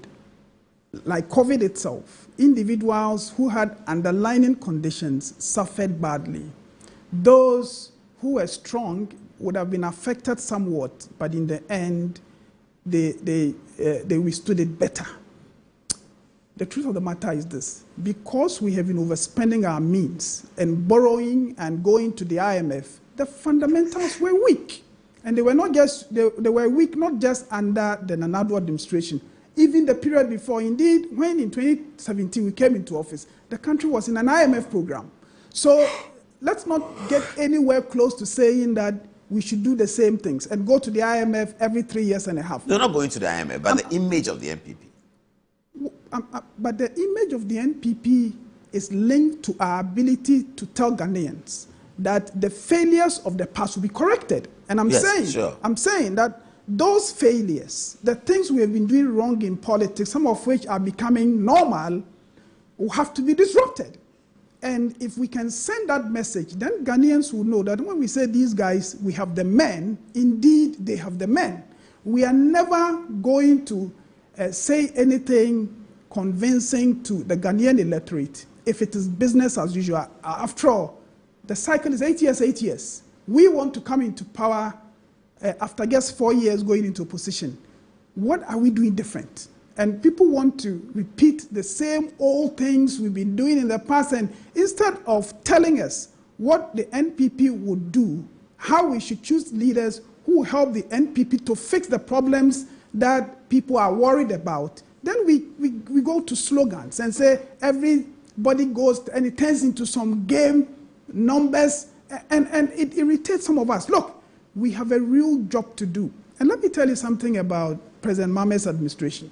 You know why we are all happy that the city is stable? I mean, so far, so good. You hear that from many people. You know why? No. It is because we have suffered so much mediocre kind of leadership that the slightest improvement we see, we say hallelujah. Ghana deserves better. All right? I think Ghana deserves better. And for this administration, I'm at the risk of repeating myself. I want to see the reforms. What in our economy is being reformed right now? The reforms. What has changed? What has changed? To give the outcomes that we are seeing. Nothing. So you think a system. So you are one of those who thinks, and somebody was telling me this morning. Sustainable. Someone was telling me this morning that assuming the global petroleum price goes to $100 a barrel, what is going to happen? We will collapse. We don't even need to look. And as somebody said, oh, you don't need to go to 100, 80, 70, you are gone. Look, Ghana, we went for the debt exchange program and the debt restructuring. This year, we will start repaying. Repaying? Repaying. Oh, this is where the time to pay back those people. The question should be foreign and local. Oh, I think local is paid. Especially. Local, most of it is paid. Foreign especially. And that is where your exchange rate and your CD gets hit. When we get there, what is likely to happen? But I don't even need to wait for that. All I'm asking is, before you tell me that I have stabilized the city, I've brought inflation down, applaud. My question is, what did you do different? What? Is it just the surface scratching? It is the kind of timid, mediocre leadership we have had in this country for so long that we now are almost coming to believe that the thing that is how it will be. Look, I know people, even in political leadership, who will tell you that Charlie Ghana it will not be the thing that so you too, if you get your own, you steal, you go away. That mindset is deep because people have seen such sloppy political leadership post-independence that they just see the slightest improvement as good. But what I am saying to you, Paul, and I'm saying it to our delegates and to Ghanaians, that Ghana can be better. Thankfully, we have a disruptor. The things that we have been joking with and the concept we've been doing in political leadership, let us give Kennedy Agyapong the chance to disrupt that. And then we will have the chance to set a new culture in politics. I genuinely believe that of all the politicians I have come across since I started doing politics in this country, it is Kennedy who is in a position and has the character and, in my view, the truthfulness to disrupt what has been unhelpful. Let's give him the chance. And I'm happy that as we speak with the delegates and we explain to them that the NPP must go into the next election telling Ghanaians that, look, the path we have been walking traditionally have been wrong, that has been wrong, and therefore let us do something different. I think they would listen to that call, and I am confident that Kennedy Agyapong would emerge the winner. And when Kennedy emerges the winner, the kind of message we're going to send into the next election for the NPP would be such that we are going to get people from many areas who traditionally have not voted for us this time to give us the support. We will fix this country. Somebody who knows a bit about public procurement says I should ask you this question. He says the candidate Kweku Kwarteng is supporting was a huge beneficiary of sole sourcing contracts from Cocoa Board with contracts in hundreds of millions of dollars. These monies are still being paid by the current government. What is he talking about? Let me see whether there's some more messages. Another one comes and says that, Paul, with all your SU attending in Presec, and I used to attend SU with you, okay, in Presec. His number is a foreign number, so I don't know it is a London number. I used to attend SU in Presec. Kweku Kwarteng is talking about one of our favorite scriptures, Jeremiah, to root out and to pull down, to destroy and then to build. That's what Kweku Kwarteng is talking about. I get what he means. There's a famous scripture in Jeremiah 1 where God was saying, I knew you from your mother's womb, and I've called you to pull down, to destroy, and then to raise, and all of that. Anyway, they said Kennedy Agyapong benefited from sole sourcing. What is benefited? Look, it is the people administering the procurement process. If you want to procure, you should look at a lot of people. So if you, the person doing the procurement, and I don't necessarily blame this administration, I don't blame even the immediate past administration, it has become a subculture within our political space that procurement is the way to make money, to line your own pocket as politicians. So that is where you pay attention. Look, if the people administering the process, the people who are procuring, say we want to talk to a lot of people or want to engage with a lot of people, nobody, Kennedy Agyapong will not have been in a position to say, by force, just consider me. But if you come to him and he's a businessman, he can supply you with a service or a product, and you come to him and you say supply, of course he's going to supply to you. Let's not use these things to get in the way of the changes that must happen. All right? I am saying that it needs not be Kennedy Agyapong himself doing the changes on the ground. Okay. All you need is, if you like, a madman who creates the space for the technical people to bring the changes that we want. And that is what I think Kennedy Agyapong is capable of bringing, which is why we are supporting him. Somebody that should ask you, and that's from Ibrahim Cooper. He says that, ask Kweku Kwarteng that everything he's saying about Kennedy is actually Dr. Bawumia he's describing. Why can't Dr. Bawumia be the one? That's a question. Well, I have interacted not just with Dr. Bawumia, but with the other candidates and with many politicians across the political divide. Take it from me. I'm saying that Kennedy Agyapong is cast in a different mold. He's a different kind of person. His temperament, everything I think is different. And if you have a view that somebody else comes close to to Kennedy Agyapong, that is fine. But what I want to see, I see more of it in Kennedy Agyapong, which is why we are supporting him. Okay, another text which I will paraphrase. What about Kennedy Agyapong makes you believe that he's able to deliver jobs, he's able to deliver? Which job did he deliver? What was the character? It is his character. You see, he has a certain no-nonsense and he's not afraid of change. And even in the campaign, there are things that you might say is risky. That don't do this, it's risky. And he thinks, well, if you believe in it, do it anyway. The outcomes might not be as bad as you think. For a man to say, we will move the ministries up north, look, we have discussed this since I was a young man, that we need to move the ministries around. You know why we don't? Politicians come, and we know these suggestions are all on the table, and we think, what if you do it and you don't succeed?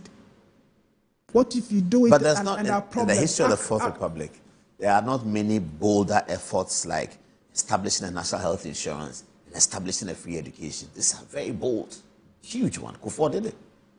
We've seen history. The history shows that it's happened before. It's not going to be new. We've seen some very, very bold national reforms. Health insurance, in what way? Yes, national If health, you establish that it fails, you're in trouble. Yes, but look, many countries have done it. And I comment, when I say the political elite has failed, I am not saying we have not done anything at all.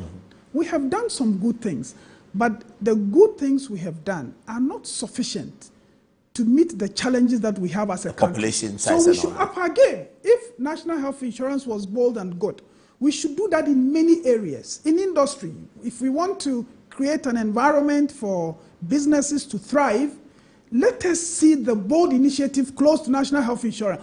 We should do those things. And I'm saying that oftentimes it is the fear of the thing may go wrong. You know, when the motivation in politics, and I don't take myself out, a lot of us have turned politics into some project for self-gain. So anything that would disturb your hold on power, you are cautious. You need people who would say, we don't care. Damn the consequences. Damn the consequences, we will do it. And you need a no-nonsense man with a sense of urgency and who is truthful. And I'm saying that when I look across the political divide, not just in NPP, but also in the NDC, Kennedy Agyapong is a unique character. And I think he's cast in the mold of the Lee Kuan Yews, the Margaret Thatchers, the Kwame Nkrumahs. Let us support him. He has his weaknesses. But if those of us who can see this good attribute of that he has and are willing to tap that, then we can support him where he is weak. If he doesn't speak good English, there will be people who speak good English, who will speak the English for those who want to hear. Let us tap the man's sense of urgency, his ruthlessness, his willingness to disrupt the status quo. Let us tap these, fix our country. I've not seen any problem with Kennedy's English, and they didn't quite say he doesn't speak good English. His English is okay. Well, it's very good. The point they make is his temperament. He can get angry. You've sat in cabinet meetings.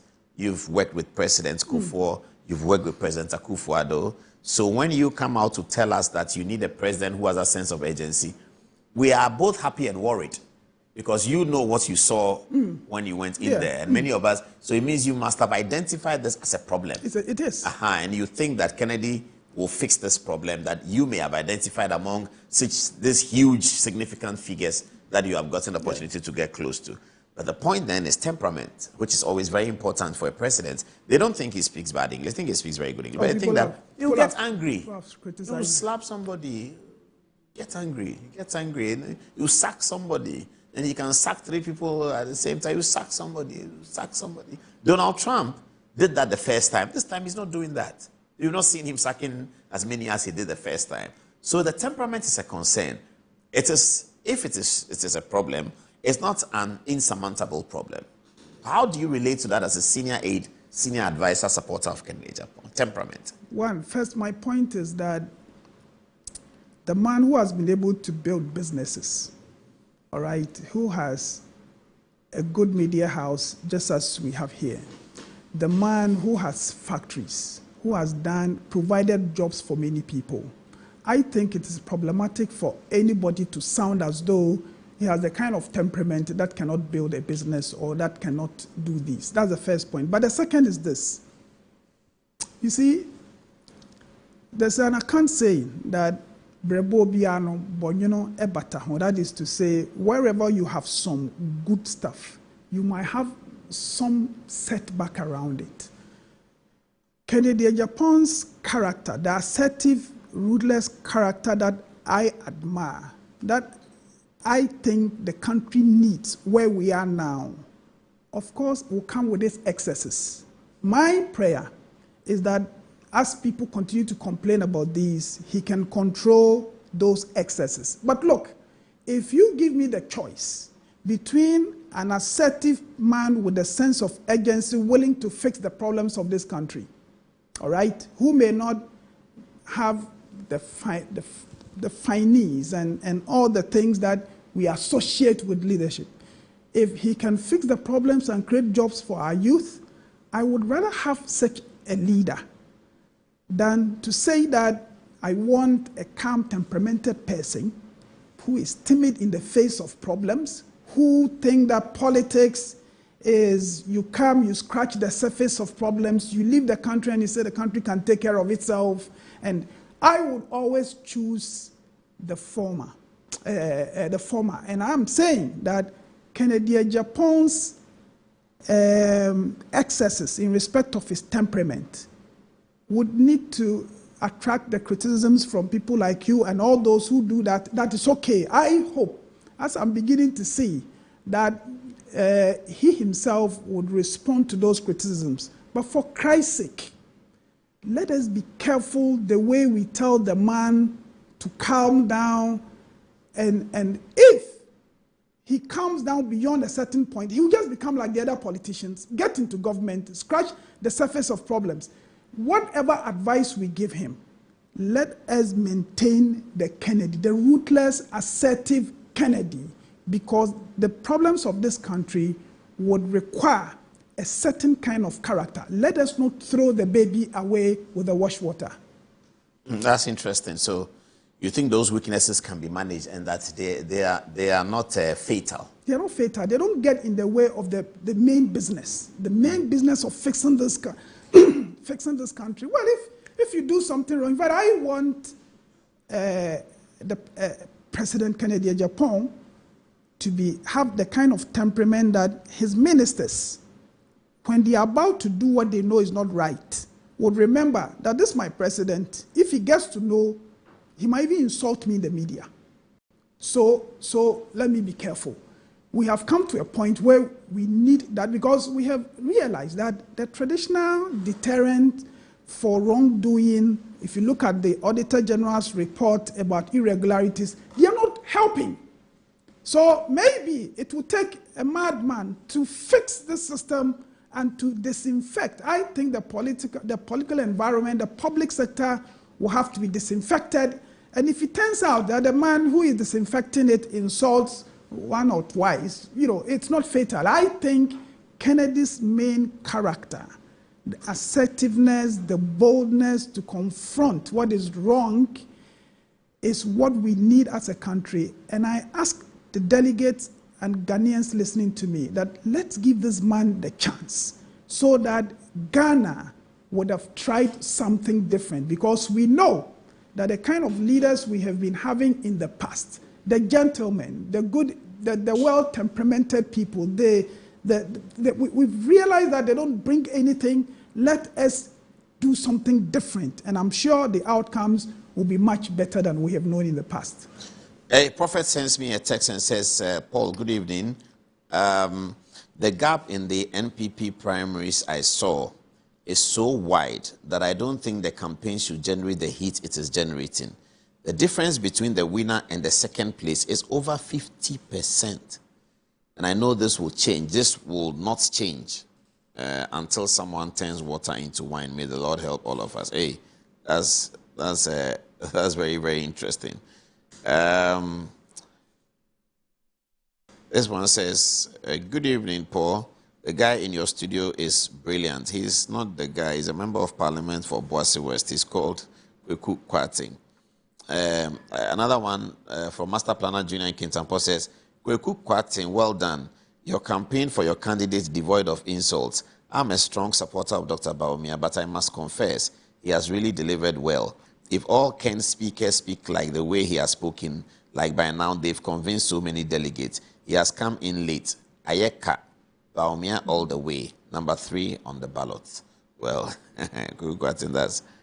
that's a message for you. Okay. So the point you are making, and Anzaba, get ready, I'm coming to you for the text messages from the general public. The point you are making is that when they say Ken can create jobs, when they say Ken can do this, Ken can do that, it's not about that you have either see him do it or that you are just, it's a gut feeling. But with your study of the way governance works, you think his temperament is what is needed for those things to happen. You got it. So it may not all be him creating the jobs, but it will be a brilliant minister who now has the freedom that nobody's going to report me to the president. If the president, somebody brings a procurement and I look at it and it's not good, nobody's going to, I shouldn't be afraid when I'm doing something I think is right. That's what we did. And you think that will free up the space? Exactly. For quick accelerated development. Look, Ghana has brilliant minds. There are many people who want to do the right thing, and I hope we have the time. Just go on. When I was in the ministry, I used to work with supervised customs because I was the deputy minister in charge of revenue. And then we did some exercises and uncovered custom officers who had been involved in under declaration. So the state had been cheated in simple terms.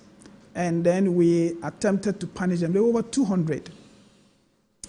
And some of the customs officers then came to people like me and said, look, Honorable, this exercise you have started, we did it to cover a short period. If you would extend it further, you would get a lot of us. The thing is, when you are in it and everybody is doing it, then you also have to do it. But we are not happy.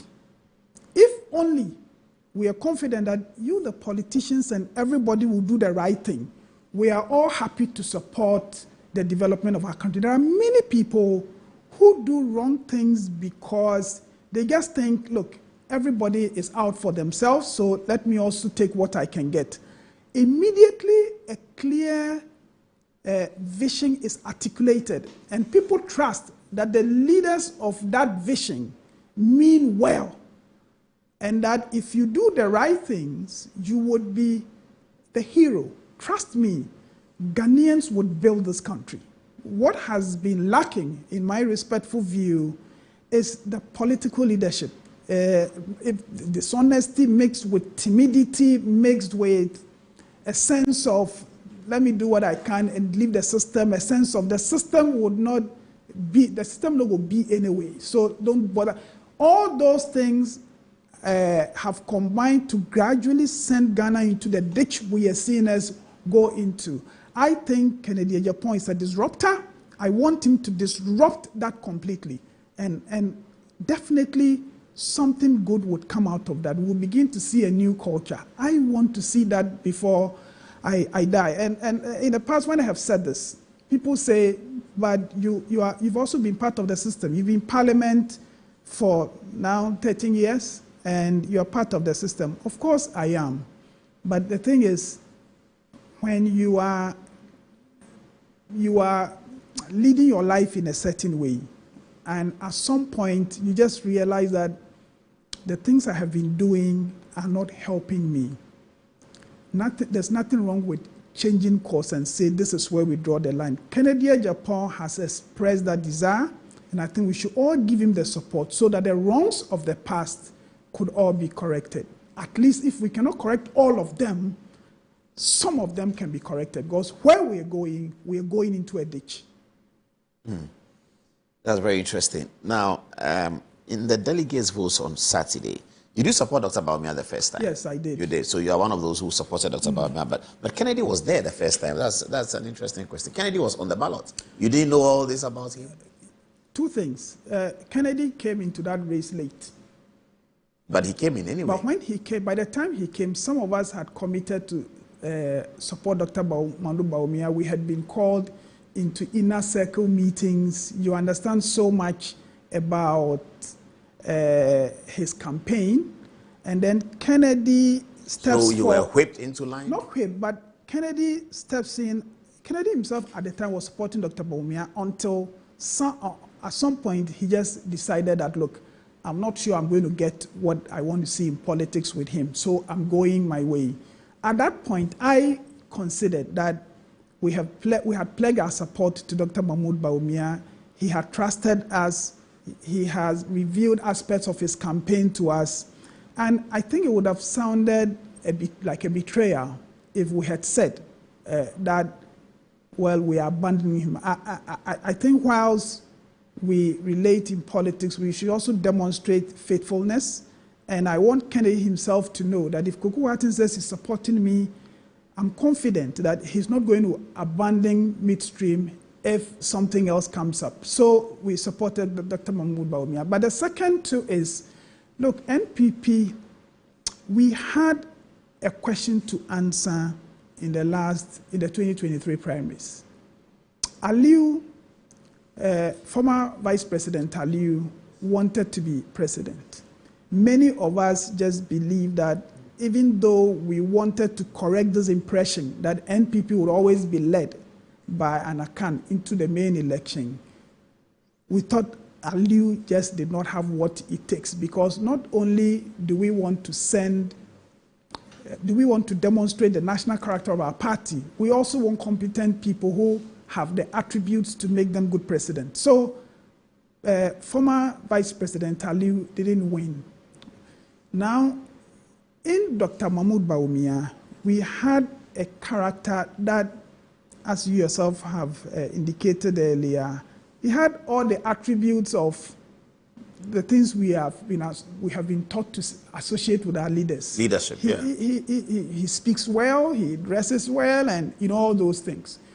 I think NPP did well in 2023 in demonstrating to the country and to the public that we are a national party, and that it doesn't matter the religious background or the ethnic background of a person. If you show that you can do the job, we'll let you do it. So I think 2023 was good. But in 2026, I think new challenges have come, and those challenges would require us to seek the kind of leadership that would stop the deterioration. If the person who can do it happens to be from one ethnic background or the other, so be it. But as it stands, and given the problems we see today, it's Kennedy. So we did not support Kennedy the last time around because his candidature came late. But I have always admired that character about him that says it as it is, that is ruthless, and that can confront wrongs head on and defeat those wrongs. Because sometimes the wrong things have been pointed out in politics. Those wrong things, they happen because they feed the interest of certain people. Those forces are strong forces. They will not allow you to effect reforms and changes easily. So to be able to drive that, you need a tough character. And that is Kennedy Ohinejapong. Finally, and I'd like to come to religion as the Anziba gets ready with the messages. Prophets have said that Kennedy Ohinejapong is going to win. Prophets have said that Bahamadu Bawumia is going to win. Which prophet do you trust? Honestly, I think this matter of prophet is a matter of faith. So it's really hard to pass judgment on a person speaking out of faith. All I can say is that those that are saying Kennedy will win, being part of the Kennedy campaign, we thank them, we ask them to pray for us, but I think we must continue to communicate our message in clear terms, let the country understand the problems to be solved, present Kennedy as the character to lead that kind of solution, and that is how we will win the election. That's about what are people saying. Let's get on to the text message. Thank you very much, Paul. Coming from Dola, he says Kennedy Ejapong has won already. His message is resonating with the ordinary people. Jobs, jobs, jobs, backed by evidence. Frenzel J.E. Captain says, Honorable Kweku Kwarteng must and should know radicalization isn't the way to development. General L. Coleman says, I love all the aspirants comparing their strengths and weaknesses, but at the end of the day, one must lead. Our generation must note that the voice of Ghana, our motherland, is crying for a disciplinarian, and Ken fits better. A.B. Nanayao says, Grace delivery by Honorable Kwarteng. Rev. Peter Yeboah says, delegates, please, let's vote for Ken #1 for jobs, honesty, discipline, patriotism, and progress. Dola again says that Ghana has been an import country for a very long time. We need industrialization, and Kennedy is the man to further up Nkrumah's agenda. Daniel Appiah says, Ken is not just winning for NPP, but he's coming to rescue Ghana. And lastly, from Al Hassan Abubakar, he says, Trump was an active investor, but what haven't we seen? He's crashed out several investors because of his parochial interest. Over to you, Paul. Who's going to win the, which regions is Ken very strong in? People want me to ask you in terms of the data. Well, those that are obvious, and I don't want to say things that people have the opportunity to disagree with. I think Ken would repeat his dominance in the central region, his home region. He will repeat his dominance in the Volta region. I think Greater Accra region has flipped. It will go to Ken this time. Ashanti, it appears to me, is neck and neck. The last time we did the analysis, but it's my hope that by the close of next week, we would win Ashanti, even not by a big margin. That Eastern is behaving very much like Ashanti region. It's tight over there. Yes, Eastern is tight, but I think the changes we're seeing in the Ashanti region are stronger than we're seeing in Eastern. Eastern, I think Brian might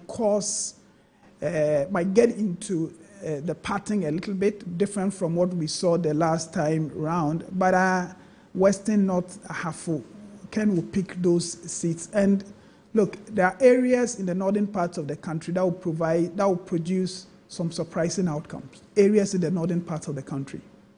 So from what you just said, you're giving back to Bawumia, Oti. No. I said those that are obvious. There are some. Okay, those are obvious. Are those that you are mentioning? Yes, there are some that, for strategic reasons, let me just keep quiet because the discussions that are technical people on these election figures had with me, they were not intended to be. But I've made. So you are quite confident that Kennedy Ejapong is winning there? Oh, Kennedy Ejapong is winning. You're sure about that? Yes. Kennedy is winning, and you see, let me tell you why many of my colleagues cannot find it hard to accept that Kennedy is going to win. It is because, look, we all supported Dr. Mahmoud Bawumia in the 2023 primaries. We took him to the main elections. We sold him together. They find it hard to contemplate the possibility of the delegates turning around and saying, look, we have bought into Kent's message. We want to try him this time. So many of my colleagues, when they speak, I tell them, but you're only in Accra. And you see some pictures about, look, those of us on the ground, we know that Kennedy is winning. Many constituencies have turned from the last time round, and we would see the outcome after the next election. I think Kennedy is winning, and it makes me happy because it will provide some of us with the opportunity to articulate the kind of political message and thoughts that we've had for a long time, but you keep to yourself because you're not sure the bigger party would buy into such a message. For instance, when Kennedy had met students at UPSA in 2021, and he says, MPP, NDC, CPP, we're all bogus. We have polarized this country. It is time we criticize ourselves and chart a future that would help the youth of this country. He was not even thinking about elections. It is those things from Kennedy that gives me the assurance that this partisan things we've been doing, anything your party man does is good. Anything the other person does is wrong. And we've turned politics into some has and kotoko game as though it's not linked to people's daily lives. And then people die in the hospitals and people don't have jobs, and we are seeing national insecurity growing and growing, and we want to continue treating politics like some game. So you either, if you support NPP, anything that the NPP does must be right. If you support NDC, and we've done this for so long that we no longer believe that it's wrong. In fact, if you attempt to criticize something your own government is doing, then you must be a devil. And it's either you are hurt or somebody has bribed you, or these are the wrongs that I say continues to drive Ghana into a ditch. We need all that disrupted. And I love to see a leader that can say that NPP, NDC, CPP, we are all bogus. We need to do things right and save the youth of this country. If I will not support such a person, who else should I support? When you mentioned the political parties, you forgot to mention the UP. But that's okay. Thank you very much. Thank you very much. Thank you. Kweku Kwarteng has been our guest here, endorsed Kennedy Japan. It's always a pleasure. Thank you for staying with us up until 11:30 in the night. This Good Evening Ghana is live. Next week, we are back with the final round of programs preceding the big MPP Congress of January 31. Thanks for watching. Good night.